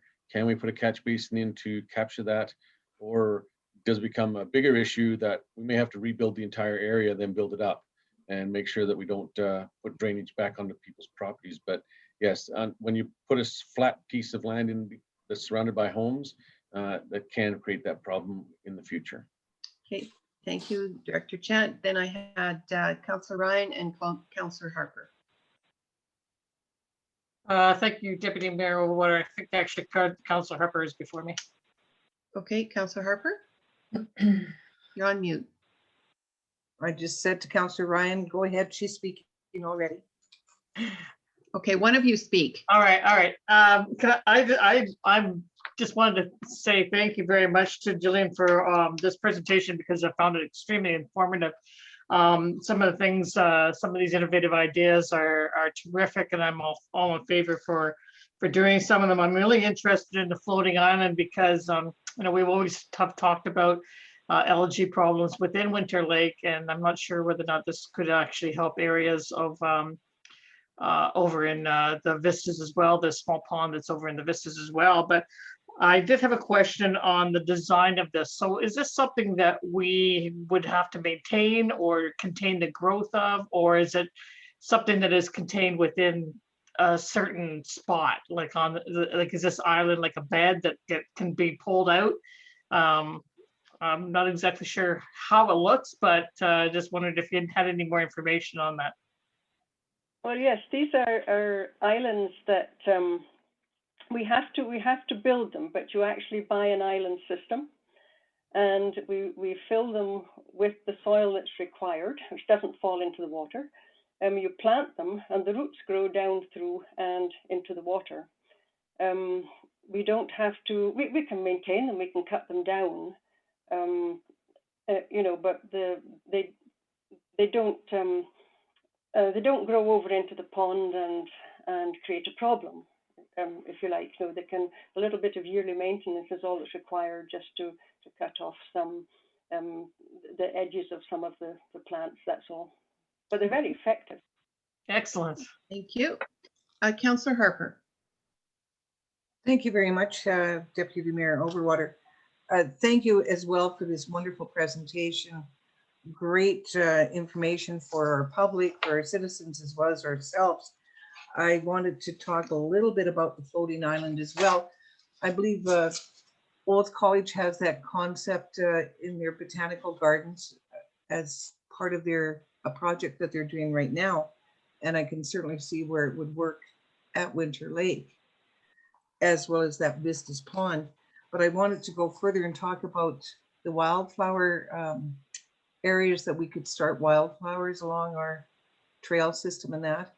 I know that Councillor Overwater is also enthusiastic about that type of project. And what type of costs would we be looking at if we started by purchasing plugs of the wildflowers as compared to starting with the seed projects? I think I'm actually not sure the cost of the plugs, but I think they're about possibly about $5 a plug. I would actually have to find that out. Yeah, is that maybe something you can get to us before we go into our service level talks, and then maybe Mr. Chant can bring that forward to us, and then we've got an idea on what our budget will be.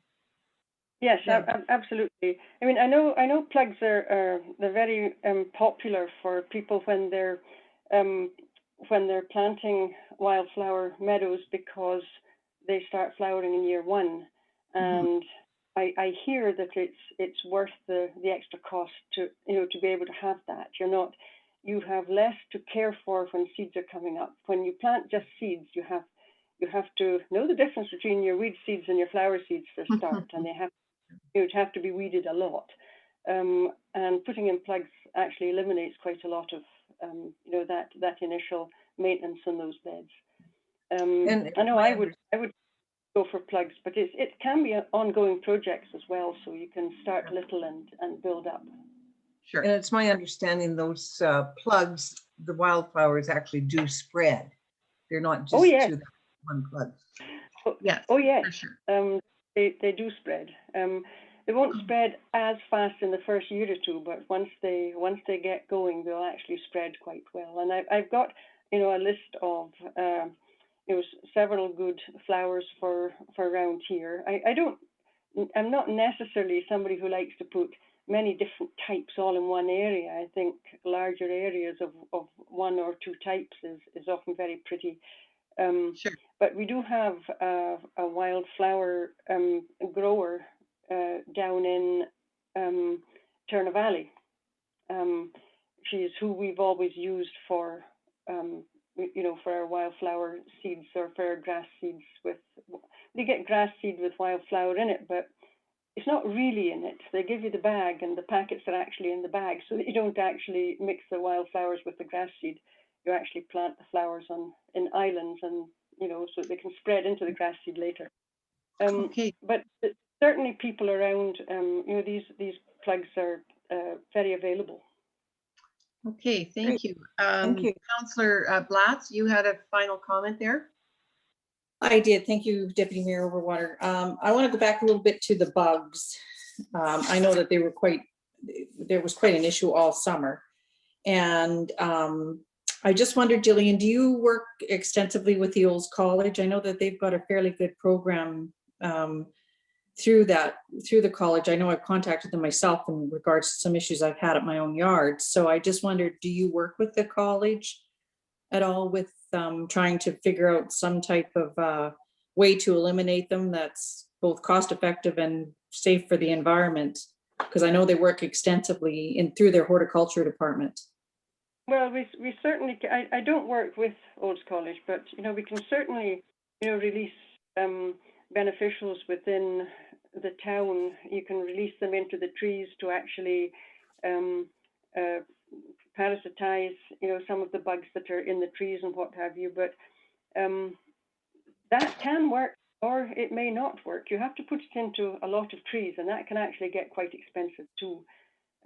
Usually our best bet is to actually have insecticidal soaps or horticultural oils which are not damaging, sprayed into the trees. You have to have complete leaf coverage, back and front often, for dealing with this.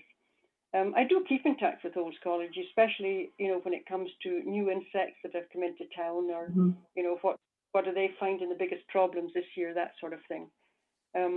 But for taking care of what's there, some of it we can actually do ourselves if they're small trees, and otherwise we use for trees for the most part. Okay, thank you. Thank you. Councillor Ryan, final comment.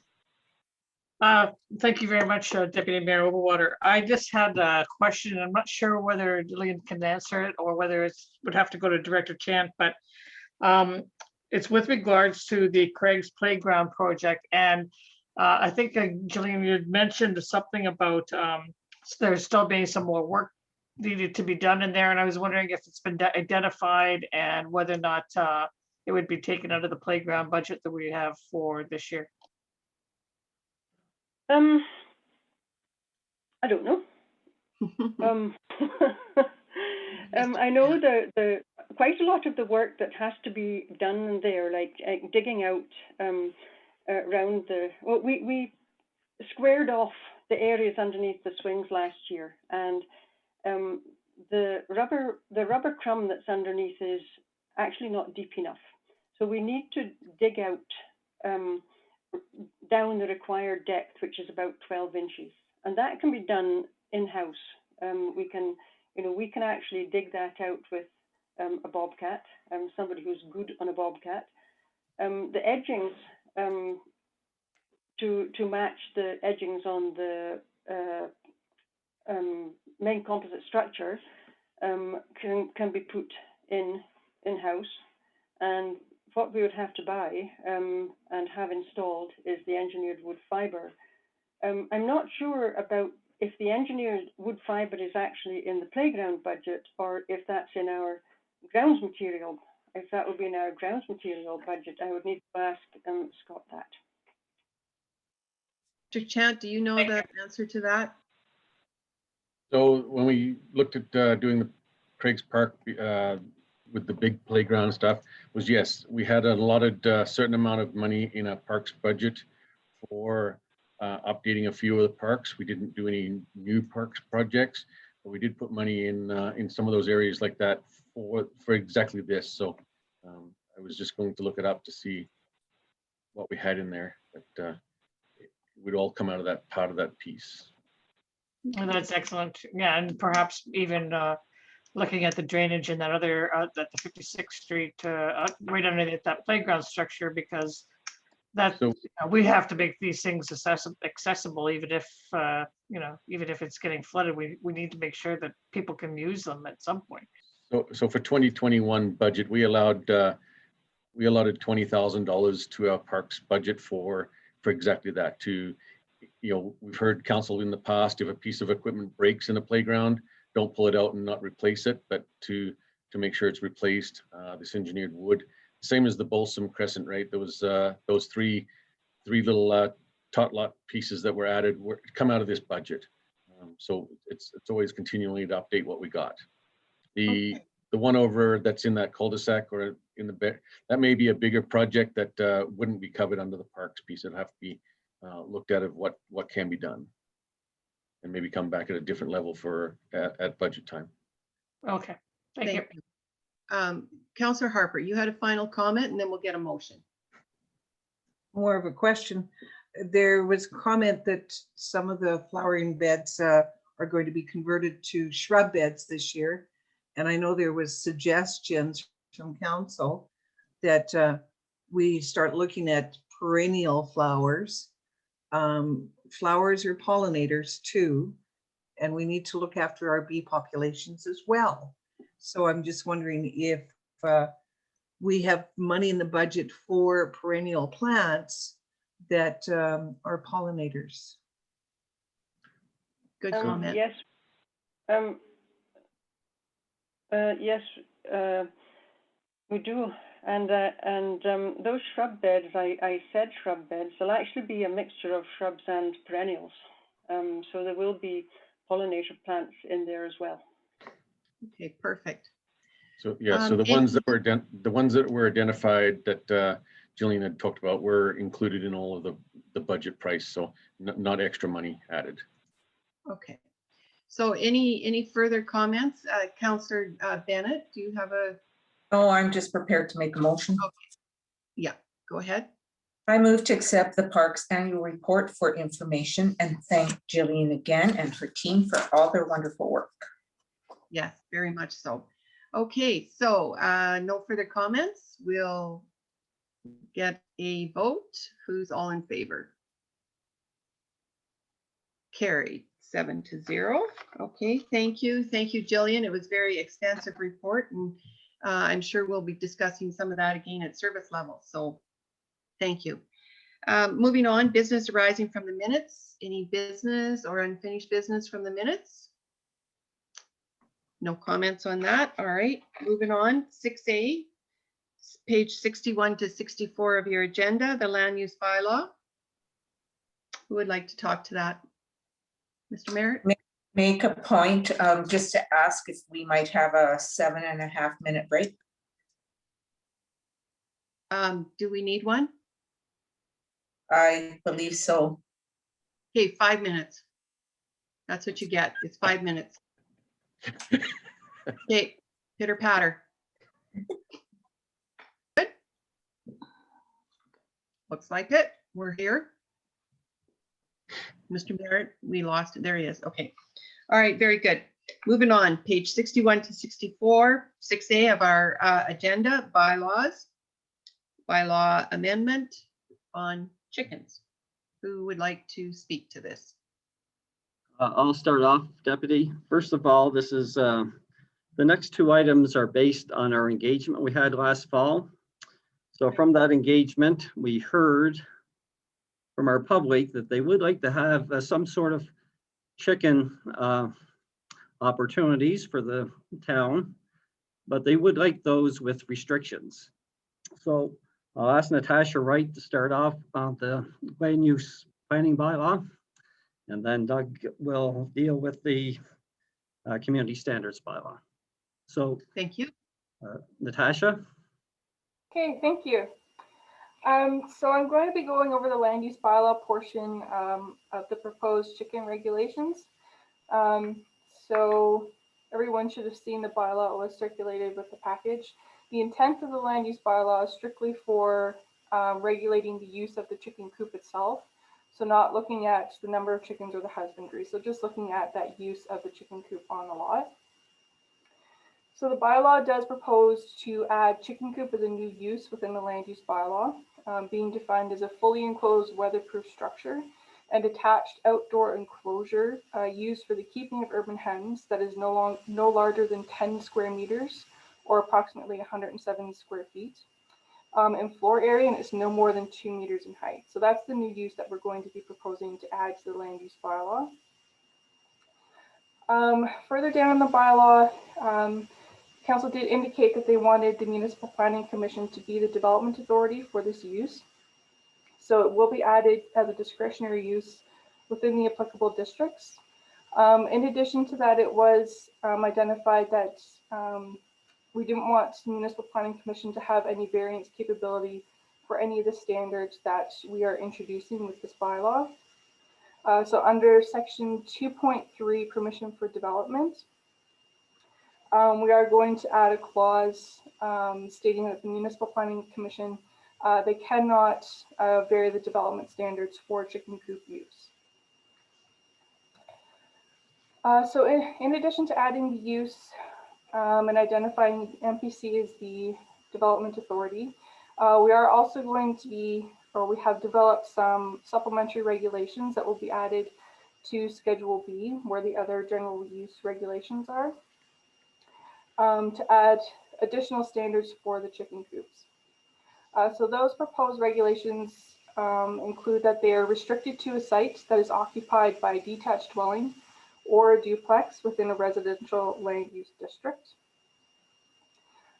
They can only develop one chicken coop per lot containing a detached dwelling or a duplex. They cannot be erected or placed in the front yard of the parcel. On an interior parcel, they'll be situated so that the exterior wall is at least 1 meter from the side and rear boundaries of the parcel. On a corner parcel, they cannot be situated closer to streets than the principal dwelling. And they cannot be closer than 1 meter to the other side parcel boundary.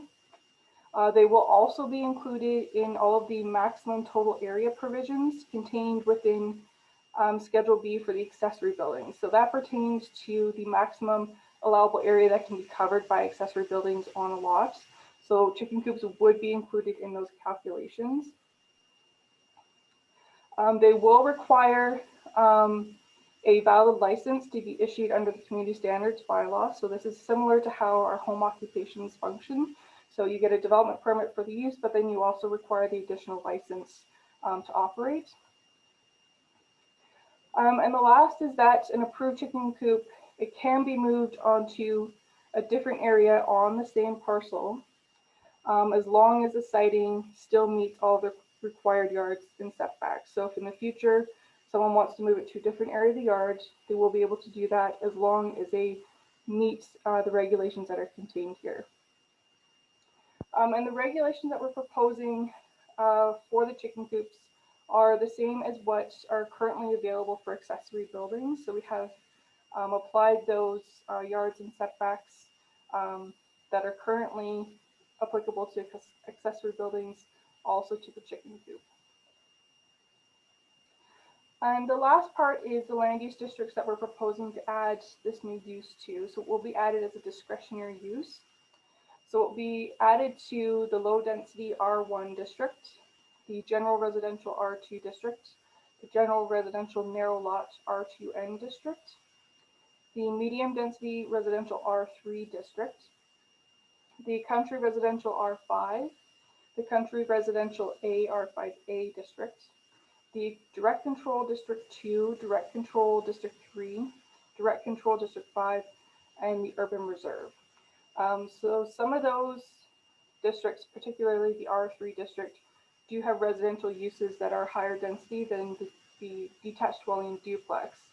But those uses wouldn't be allowed to develop a chicken coop because the general regulation does state they can only be on a lot with a detached dwelling or duplex. So those are the proposed regulations for the chicken coop itself. So they will be approved by the Municipal Planning Commission. So they would be able to be appealed by adjacent landowners. And the notice of the decision would appear in the newspaper. And they would also be circulated to adjacent landowners. So that is the bulk of what's in the proposed land use bylaw amendment. Okay, so questions? I'm sure we have questions. Mayor Majishka. You're on mute. There you go. Thank you very much, Deputy Mayor. Yes, I don't know if this is a question for you, Natasha, or maybe Director Wagstaff from the Community Standards Bylaw, but on page 63 of your proposed bylaw for the land use, it says the structure cannot be more than 2 meters high. And then in the land use bylaw, we have 2.4 meters in height in 2 different places on page 67 and 77. So just some clarity around which is correct, and should we not have both those the same? That is correct, and it would be the land use bylaw would be the paramount piece of legislation. So we'll make that amendment when we do come to the. Thank you. Or we'll note that needs amended when we come to it. Councillor Ryan, I think you had your hand up next. Thank you, Deputy Mayor Overwater. I do have a question with regards to the size as well. 10 meters squared, so that's 100 square, just over 100 square feet. Now, where did we come up with this size? It seems excessive when I look at some of the things online that I've read. And I posed the question, how much space you would need for 6 chickens, and it would be like a 5 by 10 foot size. So just wondering where we came up with this size. So, sorry, did Scott have? Yeah, go ahead, Natasha. Okay. So the size that we've included in the bylaw is based off of examples that we were looking at in other communities, and I believe they were included on the town's webpage when they were doing the public outreach as part of this last fall. So it seems to be a standard size that's used. It's also the size of accessory building that doesn't require a building permit. So anything over that size would require a building permit, anything under it wouldn't. And that size, the 10 square meters, would include any enclosed structure, so where they would lay their eggs, but that also includes any outdoor area for them as well. So they don't necessarily have to use the entire 10 square meters, but that's where the number came from. Okay, so then should we not have that included, saying this includes indoor and outdoor space? The definition does include that, yes. Okay, any other questions? Councillor Harper. Thank you very much, Deputy Mayor. In reference to chicken coops allowed in certain land use designations, for example, the R3. So that would be like fourplexes, townhouses, and in this case, in some of the cases, would be apartment buildings. And I do have a concern over that when you look at the size of a lot for a fourplex unit. it's very small to begin with. And I'm not sure if the neighbors would really appreciate having a chicken coop in their neighbor's backyard, because the lot itself is so small already. So is there, you know, can you give us examples of other communities that have allowed chicken coops in R3 areas? So for the R3 district, the only uses within that district that could develop a chicken coop would be the existing detached dwellings, which is why it was added there, because there are detached dwellings still in some of the R3 areas. Okay. So Okay, under the general regulations that have been proposed, we have limited them that they can only be developed on sites with a detached dwelling or a duplex. So even though the use has been added to the R3 district, those more higher density uses like an apartment or a fourplex, they wouldn't be able to develop one. Okay, thank you very much for that explanation. Any other questions for Natasha? Okay, seeing none, then can we get a motion? Mayor Majishka? Yes, I would move that we accept today's presentation on the land use bylaw amendment for information and provide direction for administration to bring it back to a future regular council meeting. Do you want to specify when? I mean, people might start thinking chickens here pretty soon. Yeah, I would ASAP and allow administration to do that. Director Chan, I'm sorry. Oh, I see CEO has his hand up. Yeah, So Mr. Merritt? I would like for the discussion to take place on the community standards before we tie ourselves to bring the land use planning bylaw back. Again, these are kind of complementary, but they do have to be dealt with separately. So that's the intent of these discussions to be simultaneous. Okay, so we do have a motion on the floor to bring direct administration to bring it back to a future council meeting. All in favor of that? Carried 7-0. Okay, moving on to 6B, 65, page 65 to 115, community standards bylaw. Who will speak to that? So I'll ask Director Wagstaff to speak to this bylaw, the proposed changes to allow for resident urban chickens to be allowed in the town of Olds for our residents. So a number of changes have been made to our community standards, or proposed in our community standards bylaw, and Mr. Wagstaff will go through those series of proposed changes. Thank you. Just to reiterate, this was part of a broader consultation with regards to responsible animal ownership in the town of Olds. So this is only one portion dealing with chickens. Generally, only hens will be allowed. Roosters will not be allowed. No more than 6 hens will be kept on a single property. As you've just heard, coops will be regulated by the land use bylaw. Then there will be provisions for sufficient care to maintain good health within the chickens that are kept, the hens, urban hens that are kept.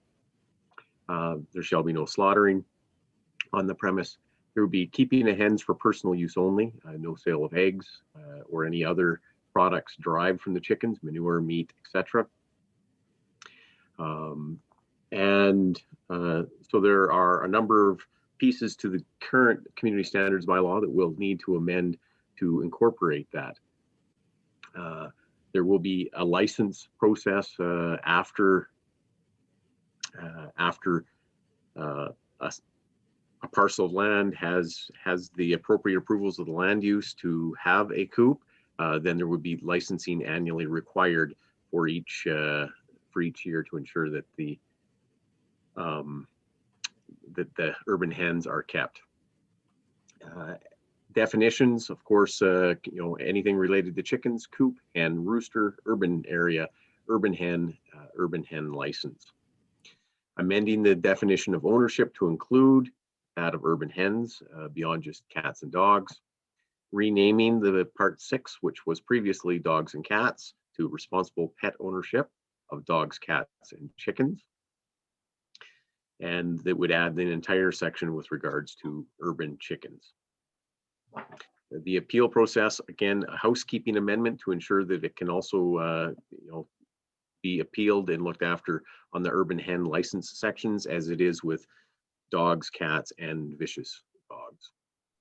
And then, of course, any charges need to be added to the bylaw that are in relation to the keeping of hens in Schedule A. That is the overview of what there is. It is kept it so it's simple, enforceable, and understandable. So that was the premise that we went at, to keep a service level maintained, so that it can be enforced. And if there are any questions at this point, I would open it up to council. Councillor Blatz and then Harper. Thank you, Deputy Mayor Overwater. Yes, through you to Director Champ or Director Wagstaff, pardon me, perhaps. And pardon my ignorance if I missed it. I did read this particular bylaw a few times, and I like how it's all written. It's job well done. I'm just curious as to the existing chicken hen owners. They're going to also now have to come forward and apply and go through this process? Or they're not grandfathered in just because they already have them, are they? Because, I'm just curious as to what's going to happen with those people. So there's two pieces to that. In order, under the community standards bylaw, I may refer back to Director Chant with regards to the land use bylaw. Once they are approved under the land use bylaw, they may, under the community standards bylaw, apply for a license. Right. And part of that has to do with the implementation within the first year. And council and the public may recall how that was implemented with cats. It had a full year cycle of implementation before there were, with education, to have an allowance for compliance and to bring people into compliance within that period of time, so that by the time they were renewing a license, that they were fully compliant, or by the time they were taking out a license, they were fully compliant. And Director Chant may want to comment on land use bylaw and how that works with regards to compliance. Yeah, thank you through the chair, and Ms. Wright would be able to probably put it in a lot simpler terms than I can. But in short, they would have to be compliant, because the structure is in the land use bylaw. That existing owners with chickens now of any type of structure would be considered as non-compliant, so they'd have to be brought into compliance following this process. The piece on that one would be what time frame would they have to do that? And as Mr. Wagstaff said, if it's January 1st, they'd have to be licensed anyhow. By the time this bylaw gets through place, is that a trigger of what period of time do they have to be in front of MPC and to bring their land use be compliant? Hopefully I got that right, Ms. Wright. Okay. Thank you for that. I had wanted to ask that question in our last one, but I didn't get my hand up in time before we got the motion in. So I thank you for that information. I just wanted clarity for sure. And so that if anybody in the public is listening, then they're also well aware of what the process is going to be. I appreciate that. Thank you. Okay, Councillor Harper. Thank you very much, Deputy Mayor Overwater. Two things. I see that we are having a maximum of 6 urban hens. And how did we arrive at that number? I always thought it was going to be around 5 or under. So it was a combination of the data that we received in the what you heard report from the engagement, and that had quite a wide range of what individuals' perceptions within our community were, and they were anywhere between 0 and 10 or 12.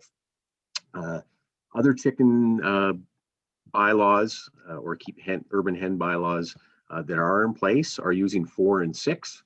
So when we combine the two pieces of data points on I think the average with when we surveyed our community, it was 8 or 10, and we saw that 4 and 6 were the two common numbers that were used. Well, those are the two numbers, 4 and 10. So, or sorry, 4 and 6. So we went with 6 because it aligned a little bit with the keeping of chickens within our own community. Okay, thank you. Second question. Yeah, it doesn't look like anybody else. Oh, Councillor Ryan. Councillor Ryan and Councillor Thompson. Oh, sorry, Mitch. Ryan and then Thompson and then Harper. Thank you, Deputy Mayor Overwater. I have several questions, but I'll start with one, and that is going to be about enforcement. So just going around enforcement, and perhaps Sergeant Christensen, since he's on the Zoom here with us, can answer this. Do we have officers who are trained for looking at these coops or looking at the chickens once people have them to determine the health and safety of not just the chickens, but also the people who are operating the coops, and perhaps anybody who would come in contact with them? No, this is not one thing that our officers are trained on at this point. However, we would have to look at getting training on whatever we would need to be able to enforce. We've lost you. Yeah, we sort of lost you, Sergeant. Can you hear me? Sorry. There we go. Okay, sorry. No, so our officers are not trained in chickens, but we would have to look at getting some type of training. I would have to arrange through the Olds College or KFC or something. I don't know. Do you get trained on dog and cat health? So we do have, there is training courses out there. Of course, I've never had to deal with chickens in any of my municipalities, so I've never gone forward to get that type of training. But I know that I'm sure that there is out there someone that will do training courses on chickens and urban chickens. So something like that. Okay, Councillor Thompson. Thank you, Deputy Mayor Overwater. I'm curious on page 70 of our agenda, under 6.61, there are a number of things stipulated. No persons who keeps urban hens shall, and it speaks to the sale of eggs, slaughter, and things of that nature. Can you, Mr. Wagstaff, tell us why these were added? What they entail? A combination of both the survey that we did with the community and what is atypical in chicken bylaws that are across the province. So this is language right out of several bylaws replicate this very similar language, and it's geared at the direction that it is for personal use and not for high intensity agriculture or even medium intensity agriculture. Supplemental? Supplemental, yes.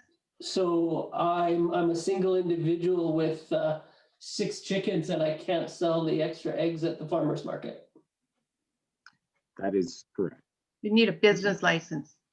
No, even with a business license, you're not able to raise. Okay, very good. Raise eggs within the town of Olds, as it reads currently. Okay. Harper, Councillor Harper, and then Ryan. Just a comment to Councillor Thompson, only have 2 chickens then. So other communities have limited the number of licenses issued. And I'm wondering if the town of Olds will be looking at limiting the number of licenses issued within our community. This is something new, and I think we need to start slowly. I know we already have a few illegal urban chicken places out there, but I think that we should take a serious look, like Red Deer, who has limited the number of licenses available, and so that they can gauge how receptive the population is. Okay, Director Wagstaff? Was that just a comment, or were you looking for some rationale as to why we didn't include that at this stage? Sure, let's have some rationale. I want to see the rationale. Again, it's a combination. As you mentioned, there are some that do. It's split. I'd have to look for the exact split, but certainly it wasn't the most common, but it's not uncommon. We looked at it in both in the survey and as an enforcement piece at a service level to say, That's one of the pieces to keep it simple. We don't believe that there's going to be a large influx. That was our perception with administration. We don't believe there'll be a large influx. And secondly, with regards to that, then we don't get into the complication of timing of, who, when, where, is it all congregated in one part? Do we want to make sure that it's spread out? We just kept it simple and went at the onset. We don't believe it's going to be problematic. And then it allows for easy fairness and ease to enforce. Then we have Councillor Ryan and then Thompson. Thank you, Deputy Mayor. I do have another question with regards to the enforcement part, and that is, and something that doesn't seem to be in here, or at least I apologize if I missed it. That would be inspection of the coops. So who would be doing the inspection of the coops? And yeah, well, let's leave it there because I'm sure other people have other questions. And would we add it, sorry, to this information under here to say that these coops should be inspected before people get licenses and during the time that they're operating? Director Wagstaff, do you have a comment? Well, that would be, we don't cite specifically because once it's approved at the land use, so when they provide, as they would with any structure, that the inspection through that process, and Director Chant or Ms. Wright could jump in at any point on that part of the process. So once it's approved through the municipal development process, then the license would be issued, and at any time our enforcement officers can take a look. So they're going to have that checklist, and if everything looks in order, then they'll be issued the license. So I can jump in there a little bit, if you don't mind, through the chair. Is once the permit is approved through the land use bylaw, the development officer would, be able to go and, there's a deposit or stuff they need to put down, is to make sure that the facility or the structure is placed in the correct distances away from the property lines. I guess if you're talking about the physical structure of how does it look? Does it look rickety? Is it safe? Is it, what type of wire is there? Is it a danger inside? We don't necessarily look at that as from the development side, is that we look at, here's your application, this is what you've approved, and we would go and make sure that you've put it in the right spot. I think if you had something that looked fairly wonky, as in, a couple of pallets banged together and a bit of wire, you'd probably be able to, have that discussion with the homeowner, but I'm not too sure where you go with that to make sure that is the garden shed still safe or the coop still safe, a year or two down the road. Okay, Councillor Thompson. I don't know if you can do that. Oh. But what? Well, I just would like to see, I know that there's been extensive research done by our staff into developing this, and I've also gone online and I've looked at a lot of communities that have done bylaws and put things in place with regards to their backyard chickens, policies and rules. One of the ones I found in Devon was that they did say that the permit holder had to make themselves available and their coops available for not themselves, but their coops available for inspection upon request by the COPs, or CPOs. So I do think we need to have something like that within this document to say, so the people are aware that we can come in and inspect to make sure, because we do ask that these are going to be healthy, that the chickens are going to be healthy. So we need to have something in there to say something along those lines. That's my feeling. Okay, I'm sure directors have noted that. Councillor Thompson. Yes, Deputy Mayor Overwater. One of the phrases used by one of our fellow councillors was, I wasn't quite sure I caught it right. At this time, we don't have anybody that's illegally has chickens in the community. Do we, Mr. Wagstaff? Is it illegal? Technically, as of last January, yes, because when the It is? land use Okay. bylaw was changed at that point, it indicated that if it was not explicitly cited as, and Natasha, please use the correct terminology, but if it was not explicitly in the land use bylaw as permitted, it was not a permitted use. Okay, thank you. I appreciate that. I just wanted to make sure we were using the right language, and I appreciate the education. Okay, we have Councillor Harper. Thank you very much, Deputy Mayor. And I see that an urban hen license may be revoked for a number of things. But I agree with Councillor Ryan, where, and it might have been more beneficial had the sample of the license application be part of this bylaw. And maybe that's where it says specifically you're providing permission for a CPO to enter your property to inspect.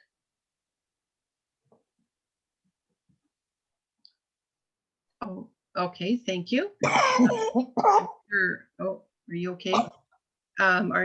I think administration has this written down that possibly when it comes back that part will be in our package to review. Then we have Councillor Ryan. Do you mind if I go to Councillor Glatz first? She hasn't spoken for a while. Thank you. Thank you to Deputy Mayor Overwater. I guess going back to all this enforcement part of it, without getting into too much verbiage, I mean, wouldn't we deal with this similar to how we're dealing with dogs and cats if it be complaint driven? So if people are complaining about smell or odor, or they think it's too big, or the chickens are running amok, you know, then that would be something then that would warrant a visit from our bylaw officer, not our building inspector. Now, that's just my interpretation. Am I misguided in that? Possibly Sergeant Christensen wants to answer. You're on mute. There you go. So section 7 of our bylaw says 7.1 says without restricting any other power, duty, or function granted by this bylaw, the CAO may carry out the inspections to determine compliance with this bylaw. And then through that section, the CAO has given designation as bylaw officers to be able to inspect and carry out inspections on any property, whether it's dogs, cats, chickens, anything under the community standards bylaw. So it's already built into the bylaw, so it doesn't have to be specific in section 6 for the urban chickens. Okay, thank you. Councillor Ryan, you had another comment? Question? Yes, thank you, Deputy Mayor Overwater. I do have another question on that. Mitch had Councillor Thompson has alluded to it a little bit ago, and that was about, he mentioned education. Well, education, it's not specified in this document at all. And I think one of the things what we had talked about when we first talked about allowing licensing of backyard chickens was going to be that there had to be some education by the people who are going to put them in. I know it's, again, and looking at some other communities, that it's part of their regulations or rules that if you're going to go for a license, you have to have a course. You have to take a course. There are several courses available. I wrote down a couple of them if anybody's interested, but it should be a requirement, because I don't think people should be jumping in with this with both feet without having some kind of educational background on what they're getting into. So I think we need to have it as part of this bylaw, that they have to have some kind of course. And there are a couple of municipalities that have it right in their documents that they're required to do so before they get a license. We'll come back with some data on that will show you that, because when we look at it. Can't hear you at all, Director Wagstaff, sorry. There's something wrong with your audio, Director Wagstaff. Yeah, you're muffled. I'm going to take a pen off my mic. How's that? A little better. Speak louder. Okay, I'll speak up.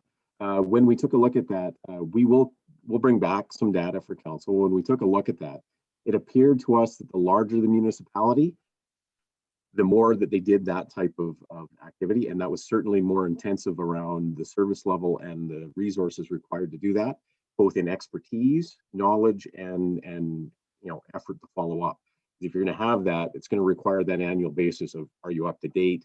Did it change? And staying on top of all of those changes.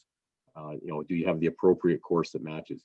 It appeared to us when we did the research that larger municipalities had those types of resources where they had animal controlled areas that had specialty, and it wasn't just within chickens. You saw the reflection in some of their other animal care as well. So that's why we lean towards using that as an educational piece and didn't put it in the legislative piece. Well, if I may respond, Deputy Mayor Overwater, I'm going to go back to Devon because that was one of the ones that I actually wrote down was they do have training and mentorship within their bylaw that says the permit holder must have completed an accepted urban hen keeping course. It is also recommended that for the first year that each site have the support and assistance from a recognized mentor. And this is the idea is so that people get to know what they're doing. And I don't think that has to be done on an annual basis, but I think that it should be a requirement for them starting off. To do this properly, to do it right. We always talk about do it right the first time, and this is one of those areas where we should be doing it right, as far as I'm concerned. Okay, Councillor Blatt? Well, to a degree, I agree with Councillor Ryan, but how far do we want to go and how much verbiage do we want to get into this? And we have not made it a stipulation to own a dog or a cat or a lizard. So how far do we want to go with these chickens? I don't want to see us start to get bogged down with a whole bunch of verbiage again in what we should or shouldn't do. And I did also research other communities to find out what they're doing. And, I just think that this might be going just a little bit, tipping the scales a little bit. That's just my own opinion. Councillor Thompson, and then Councillor Harper. Just further to Councillor Blatz's point as well, I'm not convinced that a parent couldn't have a little chicken operation with their children, right? I would love to teach my kids to become entrepreneurs, and while chickens isn't the route I would take, if somebody wanted to sell a few eggs at the farmer's market, we're an agricultural community, and I'd like to see some of those things supported. Councillor Harper? Well, two things. First thing, I totally support Councillor Ryan. There are a number of courses online that anybody who wants to get into raising chickens that they can take and provide proof to our permit department that they've taken the course. So I don't think it's too arduous. Second thing to Councillor Thompson, this urban chickens was for personal use only. I don't want people thinking that they could get into urban chickens to raise money for themselves.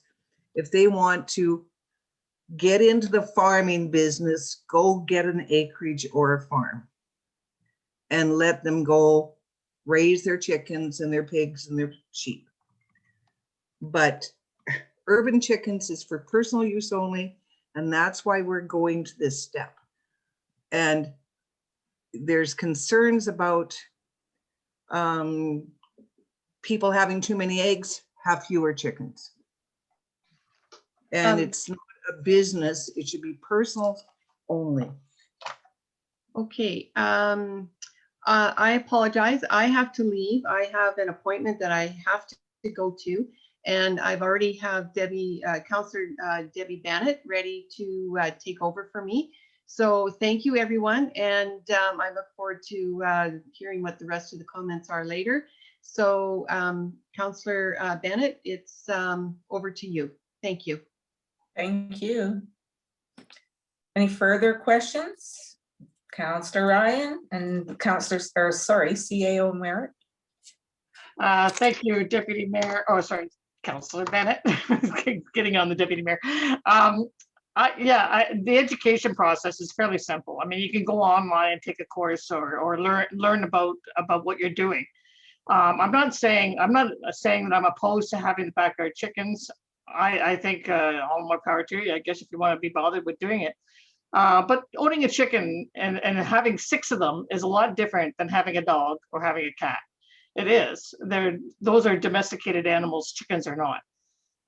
We eat them. Let's face it. You're going to take the eggs and you're going to eat the eggs. And I think you need to be responsible. And it says right in our page, what is it, 40, what is it, 60?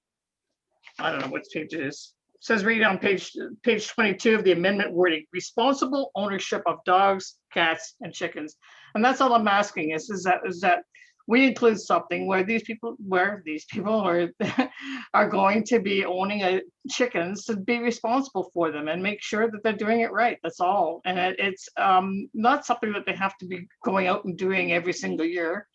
I don't think that taking care of a chicken is going to change that much from one year to the next. So that's my point. CAO Merritt. Yeah, I just want to speak to that issue in itself. One, we can list say that you are required to take a course, and I suppose they would have to submit that they apply with the license. Councillor Ryan talked about mentorship. That causes me a great deal of concern, because who defines what mentorship is and how well it's mentored, who is going to enforce that type of scenario. So that does cause me concern if we try to be a catch-all for everything. And third, I just want to say that this is an increase in scope. So for our enforcement people, and this, no matter what we decide, so the more detail we put into this, the more restrictions, the more that Sergeant Christensen is going to have to basically be probably called upon. Just to put it in context, we have not built an increase in our service level for this, so it will mean probably adjustments to some of the enforcement we have to do, because we can't increase something without making an adjustment. So I just want, and I think I need from this is a good opportunity for council to give us a direction on this. Do you want education in? I'm hearing 2 for sure do, and 1 is concerned about that. If we will actually put that in, if that's where we're getting some direction from council. That's why we have this PMP discussion. I also think that once this is started up, I think there would be Friends of the Hens group, somebody to learn from and possibly mentor. And who's going to decide on what course from what institution, or are there plenty of online courses where you can get a certificate? Those are other questions. Councillor Harper. So I would really like to see a consensus on the requirement for a type of online course in order to apply for a urban hen license. I firmly believe that people should be taking a course, be informed. I'm going to point out an answer to Councillor Blatz, and when people buy a puppy, they go through a very extensive application process now to purchase a dog. It's not just going to buy a dog. They go through a very extensive process in order to purchase a dog or a valuable cat. So we're asking the same thing in reference to saying, at least be informed by taking an online course. I think it's a relative simple thing for them to do. Mayor Misichka. Yes, I do also support the idea of taking some sort of education. That's something that admin's going to have to do some research on and find an acceptable list of qualified type of institutions that can provide that training for our citizens. I think it's a little like it is a little more complicated, even though there is an extensive application process often with dogs and cats. This is a little bit different. It's not of the norm. We're just seeing urban chickens in the last little while, and they do bring potential for new diseases and new challenges to the realm. So I think educating our citizens with how easy it is to get some of that education online, especially since COVID, we've all learned how to use Zoom and so forth, and so many more people now can take an online course than could 12 months ago. So I don't think it's an outrageous burden to put on the citizens before they have some urban chickens. Just a point of order. I'm sorry, but Councillor Blatz, I don't have you on my screen. So if you have your hand up, I won't know that. I do actually have my hand out, Councillor Bennett. I'm sure if Sean can put you on again, but. Oh, I can see all of you, so I apologize. You know, then I guess then if that is the case, and I'm going to go back to the verbiage of this and all of this that we're going to expect, then are we going to ask the same thing for those people who are coming to apply for a dog and a cat license? Because not everybody buys a dog or a cat. Some people find them on the side of the road. Some people just take a random puppy that somebody's had a litter of puppies. So it's a little different there. And I understand, don't get me wrong, I understand chickens are different. They are. But I just want to make sure that we're going to be consistent with our verbiage, and we're not going to get bogged down with a whole bunch of words and make it an onerous process to get through for our citizens. So, I mean, if it's the will of council to make them take a course, fine. But I just don't think that it's, I just don't necessarily agree with it. Councillor Thompson and then CAO. Thank you, Councillor Bennett. So yeah, again, very similar. I think that we need to be reasonable in our expectations, so that we are supportive, but we have a framework that people can work within. I think we will have a group advocating for the hens or in support of hens if we make it too cumbersome. This needs to be something that's measured and has a proper framework, but isn't too complicated or too expensive. Class should be a modest thing. CAO Merritt. Sorry about that. I'm just getting back to the whole issue of training, and I'm fine if that's what council wishes to. The majority want us to have training. I am concerned that we would be worried and doing visitations in regards to what that accreditation is. We are not experts on training, and therefore, I'm just going to say, if someone submits that ABC chicken training is the one that they went to, we'll check off that they got the appropriate training, because where does that limitation end? And maybe Sergeant Christensen could speak to this, and if he's got a different point of view, it would be great to hear that too. But I am worried that we can put in that you have required training, but if we start to get specific of what type of training and who is accredited to do that training, that gets into a different scenario as far as I'm concerned. And that's exactly it. I believe that if we're going to put that as part of the bylaw, then I don't think that we can restrict who's going to take what course. I think we just have to have, as long as you've been trained, I think it becomes an enforcement nightmare to be able to go to every chicken training company and say, are you qualified and what's your qualifications? So I think that if it's going to be required, I think it's just whoever provides us with a certificate saying that they've completed it, then it's done. I just wanted to go back to one of the questions you had about officer training. In regards to officer training, even if we are trained in dogs or cats, when it comes to animal health, that's all done through the SPCA or a veterinarian. We're not trained to do that. So I just wanted to make that, that comment that, even with a dog that may appear sick, we would call a veterinarian or we would call the SPCA, and then that would be their wheelhouse, not ours. I too will voice my opinion. I think we're going too far down why the chicken crossed the road, and I don't believe that we are going to have any better care if we're suggesting that they have a class online. That's fine, but I don't want to have that policed, and I don't want to put anything more on Eric and Joe. I think that people are adults, and I think they're going to learn online. They're going to learn from others.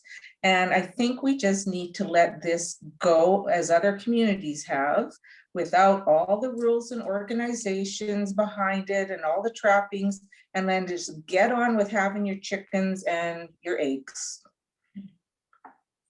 Councillor Ryan. Thank you, Councillor Bennett. So I'm just going to go back to simplicity. It can be very simple, and that is to say they have to show that they've taken a class, regardless of whether it's online and who it's with. Just to say that they've taken a course, and they do it when they apply for their license. How do you know? Sergeant Christensen would not have to go around and go to every single place and say, do you have a certificate of a course or not? Those people, everybody who's got chickens would have to have it before they even get a license. So it's just a matter of saying in there, you have to have some kind of an education session and prove that you've had an education session. That's all. It doesn't have to be complicated, and we're making it complicated. I still think that, I mean, I could print a certificate and would you be happy on my computer? I think we can suggest, but we can't actually enforce that. And I disagree with it myself. Councillor Bennett, I don't know if you can see my hand. No, I can't, dear. So go ahead, Councillor. Well, and that's going to go back to my original comment back to Councillor Harper as well. I mean, we're going to then have to make sure that if there are people who have taken dog and cat training, and maybe they might be domesticated, but are we going to make them show certification? There's a big difference between chickens and dogs. I understand that, Councillor Ryan. But are we going to be consistent, and how much verbiage again are we going to start putting into this bylaw? And I think Mr. Merritt has said it very eloquently. And I don't know, I don't want to get down a rabbit hole that's going to bind us. This is a living document. We work with these bylaws. We will have to learn as we go along. Councillor Hopper. So I'm just going to go back. An urban chicken is actually a farm animal. A dog and a cat is a pet. And we've also talked, it would have been nice 100 years ago when bylaws were put in place in the town of Wolves that everybody was told that they have to have training to have a pet. That didn't happen. But this is something new. It is bringing a farm animal, and I emphasize the word farm animal into our community. And let's do it right first. All we're saying is on the license form, have you taken an urban chicken course? Yes or no? Game over. Am I right, Councillor Ryan? Yep, make it simple. Councillor Thompson.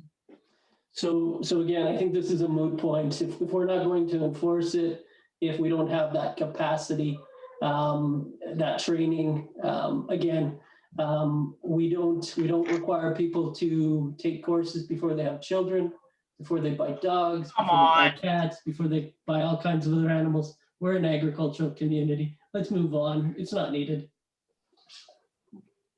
Okay, anyone Come on, further? that's ridiculous. Councillor Blatz, if you have your hand up, I can't see you. No, my dear, I do not. I think it's time to move on. It is time to move on, so I would suggest that we have a motion. Somebody ready? I can move it. Thank you. Would you please? Let me get to the proper page here. I move that council accept for information and provide direction for administration to bring back to a future regular council meeting. And what is the date we would like to set for that? Mr. Mayor, do we have a particular time or just another council meeting? Well, to be honest with you, I saw relatively little change to either of the bylaws. There was a question which I think Gary raised in regards to the COOP standard, and secondly, training for requirements for having a urban chicken license. We can incorporate that and have the debate with all 7 councillors there, and you can agree to include it or not. It's going to come back very loose in regards to that. All you have to do is check a box that you got the education. There will be no basically enforcement or follow-up from our enforcement people if that's expected. So that will not be written into the bylaw. Those are the two. Well, I won't support that. What's that? I won't support that in particular. We're not talking about enforcement of the bylaw. We're talking about having a requirement when you put a license in. Again, I think we're getting confused here. What Councilor Harper and I are saying is that when you go to apply for a license, you have to say you've had a course. Simple as that. Point of order. Okay, yeah, it is point of order, and CIO Merritt, please. That's what we would do. We'd give that option to have that checked off that you had education. What we got here from administration, I believe, is a split of 3 and 3 in regards to should that be incorporated or not. So that's enough for us to say that needs further discussion with all 7 councillors here.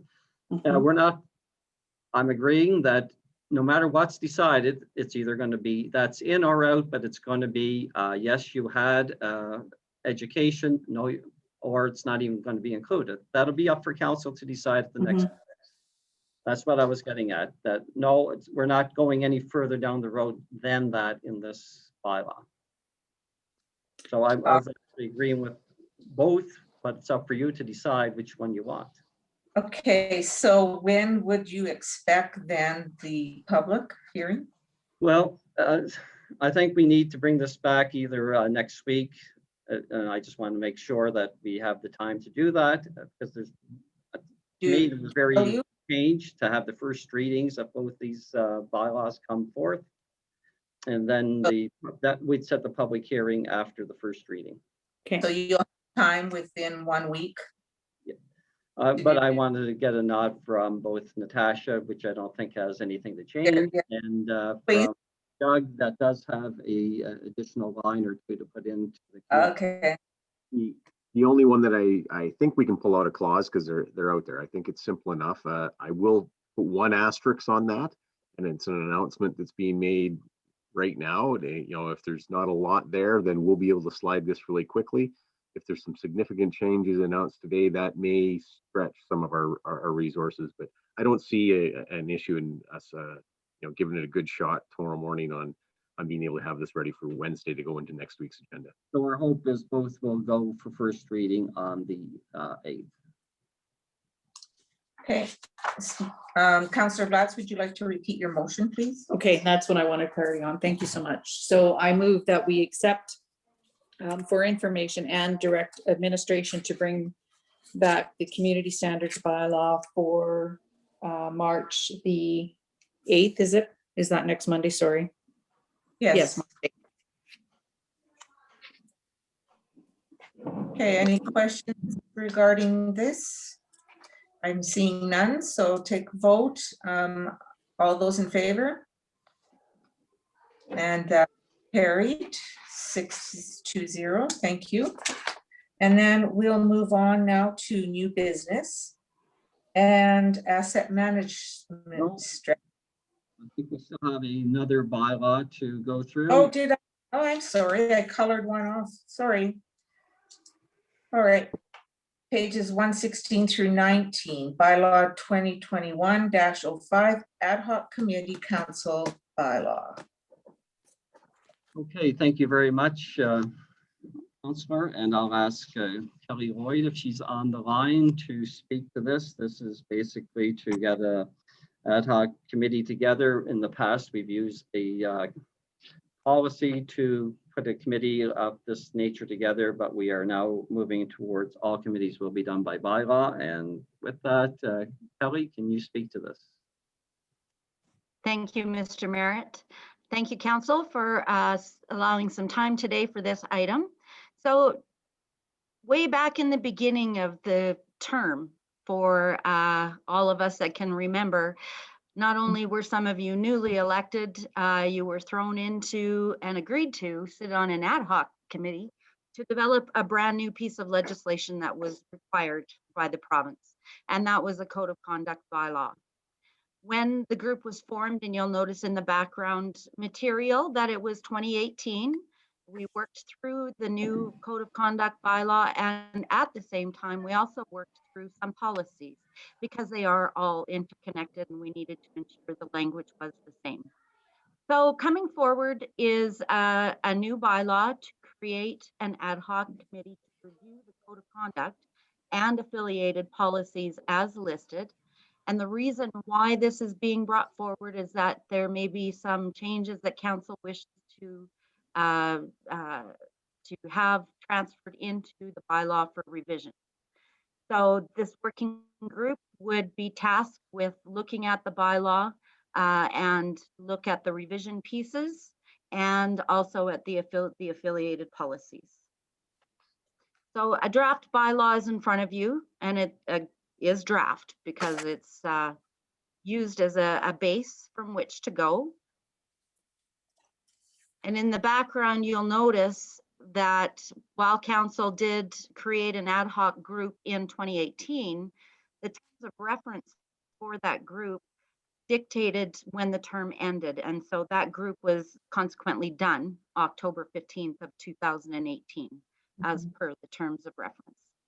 So council may wish to form a new committee to a maximum of 3 appointees, just to allow for the participation and tie breaking potentially.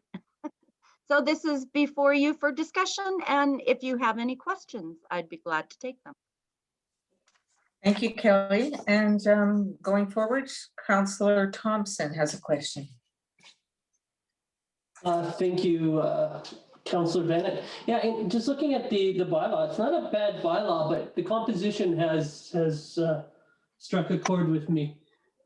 This is the second committee bylaw that's come forward in the last 2 months that has a proposed group participating, and so I'm curious about composition. The committee that worked through to 2018 that completed their work is suggested as the committee moving forward. This is something I would personally be interested in, and so I'd like to raise that question. Councillor Thompson, I appreciate your question. Yes, it's kind of confusing under the composition component in the bylaw, only because I just started out from where we were. The idea is to clean this up and ensure that a group, whoever goes forward on this committee as per council's decision, it will be redrafted in that way. In this bylaw, I do not see any other stipulation or a preconceived group. It was just background information of those that were part of it last time and expressed interest. And so I'm just bringing forward options for council to decide either same group or create a new group, and that's council's decision. Thank you. Councillor Harper. Well, thank you very much, Ms. Lloyd. I think the first decision is to create the ad hoc committee to review the code of conduct bylaw. And so I would totally agree with that. And I feel that it should be a new group. As the person who was chair of a code of conduct investigation, I know that I would certainly have an interest in sitting on this ad hoc committee if it were to be formed.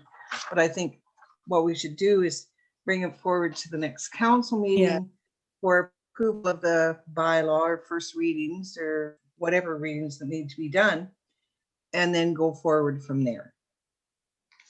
And not have preconceived ideas as to who would be sitting on that particular committee at this point. I agree with you. So any other questions regarding this? Councillor Bennett, Yes. Councillor Blatz here. So just for clarity, are you suggesting we wait to form the ad hoc committee until the next council meeting, Councillor Harper? Or are you suggesting that we form it today but bring this forward for the first reading? I'm sorry, I'm a little What I'm confused. suggesting is that we need to actually bring the recommendation to form an ad hoc committee first. You have to have the bylaw Right. first, and then form the committee. Okay, perfect. Thank you. I just wanted to have clarity. Thank you. So, and as CAO Merritt has mentioned, he wants all of the council committees to be by bylaw going forward. And so this is just another committee that will be as a bylaw, not as a policy. Correct? Correct. CA. Go Yeah. ahead, CA. Yeah, that's exactly what I was going to say is you have to ask us to bring the bylaw forth and you have to pass the bylaw before you even consider who would be on the composition. But you can determine the number of people in the bylaw, not who is going to be there. That's a subsequent decision. So could I have a motion to that effect, please? Councillor Ryan? Thank you, Councillor Bennett. I move that we accept this for information and that we bring forward the Code of Conduct Ad Hoc Review Committee bylaw to our, possibly our next committee council meeting. Would that be sufficient, Mr. Merritt, for our next meeting? Absolutely, because there's no changes to the bylaw that we got. So we are bringing it back at the next council meeting. Thank you. Perfect. Sorry, if I may, Yes. sorry. Go ahead. There will be just some slight changes in some of the wording of the composition because we won't be using that term in that committee. Okay. And what I just would, and then also to 5.1 speaks to the chair, which again, last time was the mayor in the ad hoc. So that line can be struck as a chair, but I'm just curious. So then direction would be 3 elected officials. Yes, 3 elected officials. Excuse me. Okay. I don't know. Can you see me, Councillor Bennett? Yes, Councillor Blatz. Pardon me, Kelly, but I don't believe that actually counts. The mayor did chair it last time. He sat there only as ex officio. Ex officio, right. yes. He did not chair it last time. Yeah, so that's Forgive exactly me. right. Councillor Blatz is correct. I think I believe I chaired it. Yes, I believe so. Yes, you did. Well, that was how many years ago? I'm afraid my memory isn't so great then. Well, no, but, that's fine. thank you for that. Okay, you're welcome. CAO Merritt.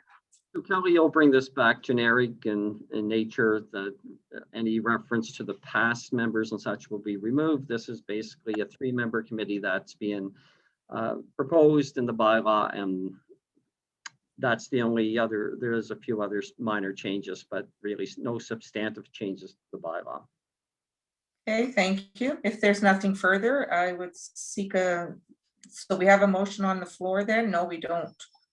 Or yes? Yes, we do. I made that motion. Okay. To bring it back. All right. So we do have a motion on the floor. There's no further discussion, so I'll ask for the vote. All those in favor? And that's carried 6-0. Thank you. So next up then will be 7A, the asset management strategy, pages 120 through 126. Mr. Merritt, are you speaking to this? Briefly to it and then ask Ms. Boyd to speak to it. Afterwards, a lot of work has been done on our asset management in the town. We still have a long ways to go, but this strategy, I think, well, puts together where our intent is to to be in today and into the future. So we're asking council to accept this for information, but Kelly, you may want to speak a bit more to us. Thank you, Mr. Merritt. Yes, this is the second iteration of the asset management strategy, and it's been updated to reflect currently where the group would like to go, or the asset management team. And in doing so, we have begun tracking our maturity as per the maturity schedule that the Federation of Canadian Municipalities uses for grant funding. And that's underneath 5 areas of competencies: policy and governance, people and leadership, data and information, planning and decision-making, and contribution to the asset management practice. So along with this strategy, I think I'm not sure, it's a 10-page document of an implementation plan that we have under each of these 5 components that we are working towards to complete the goals that are on the second last page of the revised strategy, to give you an idea of how we're going to move asset management forward in the next couple of years. Did you want to bring this up to share? If everybody needs it, yeah, we can. I actually am completed my little spiel. Okay. Then if there are there questions regarding? Okay, Councillor Harper, do you need it up on the screen? No, I'm good. Thank you very much, Councillor Bennett. We've talked a lot about asset management, and I know that we're trying to put some money towards in our budget in reference to asset management. I just need to know where we're at and finding out where we're at in asset management. We've just talked and talked, and I know that this is a very complicated issue. And I know that you've got some goals here, but for example, do we know how many miles of roads? Do we know how many miles of sidewalks? And when are we actually going to see that kind of document? Yeah, Mr. Merritt, if you want to speak, sorry. I wouldn't mind speaking to that question. That's a great question. This strategy sets out the framework that we'll be following. We know the number of kilometers of roads, pipes, and such. What we don't know is the condition of those to the nth degree. That's one of the main components, and one of the part of the strategy is to determine which items we're going to itemize first, which will likely be our water, wastewater systems, and then followed by roads and other things. It's the ones that could cause the most damage if there's a catastrophic failure. We do have a very good maintenance schedule for that in our capital budgeting. We've been doing that for X number of years, long before I got here, so I'm very pleased with that. But we do need to find out what the condition is. We'll have to do some investigation in regards to having cameras go through our piping and things of that nature. And Kelly, please correct me if I'm wrong, but I think water and wastewater are the first two items we will do. In this last budget, you did provide for a student or an employee to work up with our engineering tech area to start that investigation and start putting this together. So Kelly, if there's anything there you want to add to or correct, please do. I don't have anything to correct, that's for sure. You know, this is been a long process, and I've been working on this since 2015-14, and we've had a group together that long. The issue has been for us is the actual time to be able to dedicate it to this subject matter. That has been the biggest issue. Resources, whether it's dollars, whether it's humans, or time, has been the biggest proponent. We have made a lot of gains in ground as far as governance goes. We do have a very robust inventory. We do have things that we are working towards when it comes to merging our assets together with our GIS system, from our financial system to our GIS system, and all of that takes time to ensure that it's all proper. So it is a long, laborious process, but it is very cool to see how some of these things are coming together. And we can only move forward with what we have right now. And I will comment also, if I may, is that we're ahead of a lot of other municipalities in even having what we've got together, and this is just going to bring us to the next level. Yes, thank you for that, Kelly, for all of your work. Mayor Misichka? Yes, thank you for the discussion. I'm prepared to make a motion and thank administration and Kelly, Mrs. Lloyd especially. I know you and I have talked at great lengths about the importance of this initiative and how important it is for us to make sure that we never see a critical failure of any of our assets. I mean, the example we saw down in Texas of their electrical grid going down was horrifying. So anything we can do to mitigate anything like that in our town is that ounce of prevention sort of thing. So congratulations on all your work so far, and let's see if we can't get you some initiative to go forward and make this even a better plan. So I move that we accept for information and direct administration to bring back to a regular council meeting in the future. I'm not going to put March 8th on it, as March 8th seems to be filling up quite quickly here. So that's the motion I'm prepared to make. Okay, thank you for that. Any further discussion? Seeing none, I'll call for the vote. All those in favor? And that's carried 6-0. Thank you very much. And an added item was regarding the Sportsplex. Whose was this edition? Councillor Harper, go ahead. Just a question to CAO Merritt and our staff in reference to the sports complex, the ice surfaces. I know that there was question that came forward when the auxiliary ice is going out and actually the summer groups can start moving in. And I'm just wondering if it warrants, if the rental of the ice at the auxiliary ice surface right now warrants keeping it in later than March, the 1st of March today. Director Wagstaff, I think you should speak to this, and things may have changed even today, but I think the answer was yes to the first, but you can give a more detailed explanation. The answer is yes. Right now, our utilization is from that 3 p.m. to, well, we're not open till 10 right now. We're only open till 8. Is at 100% on both rinks, and that's throughout March. Depending upon, I mean, literally, we can't go out beyond 2 weeks right now. We have bookings that are tentative that take us right through until the when the ice comes out in both sheets, to the point even that our weekends are going to be a bit of a challenge for us. And still unknown to that is exactly what the schedule will look like for the 10 home games of the Olds Grizzlies. So it is easier because there's no fans, so it's a little bit simpler than what we would normally do for opening up to the public. But absolutely, we have the ice utilization. So we are going with the anticipated dates that we had set for a year-round facility that we have.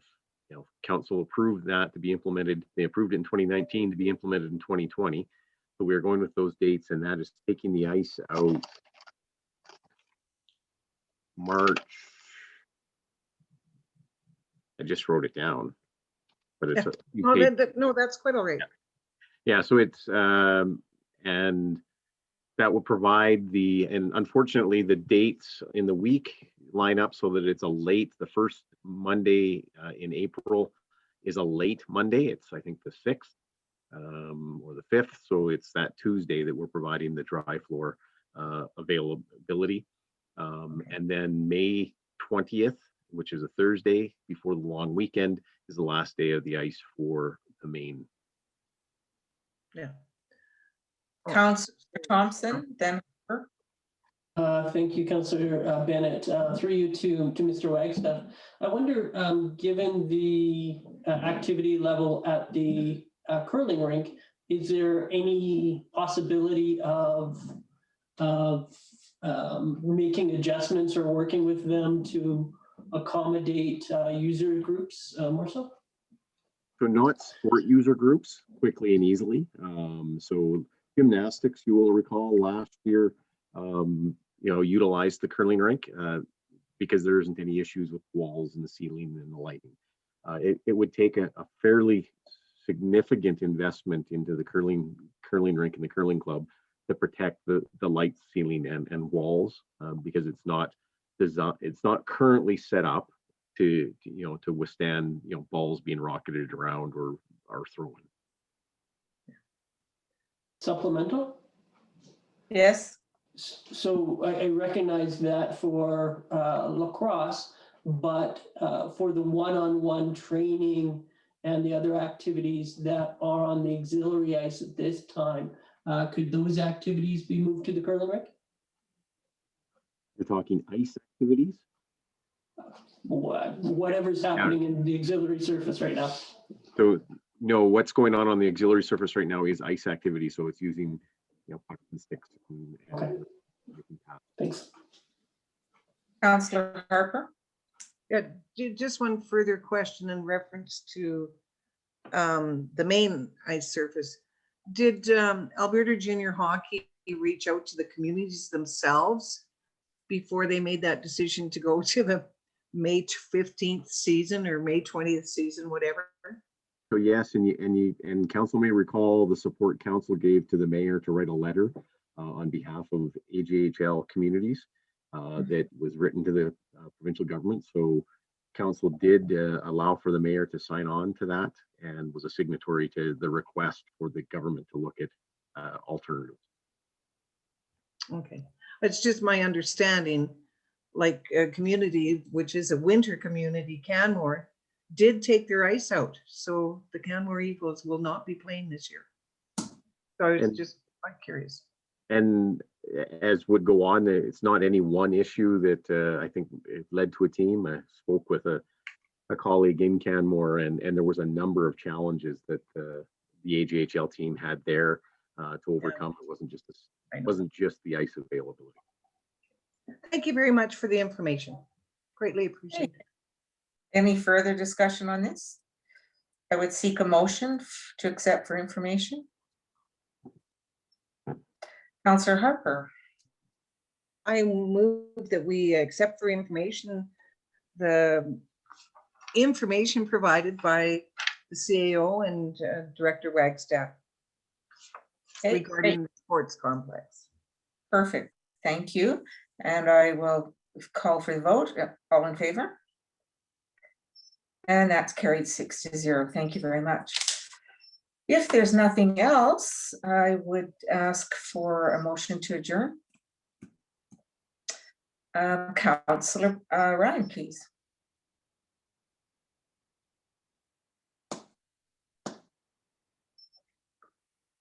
Very good. That's an easy one.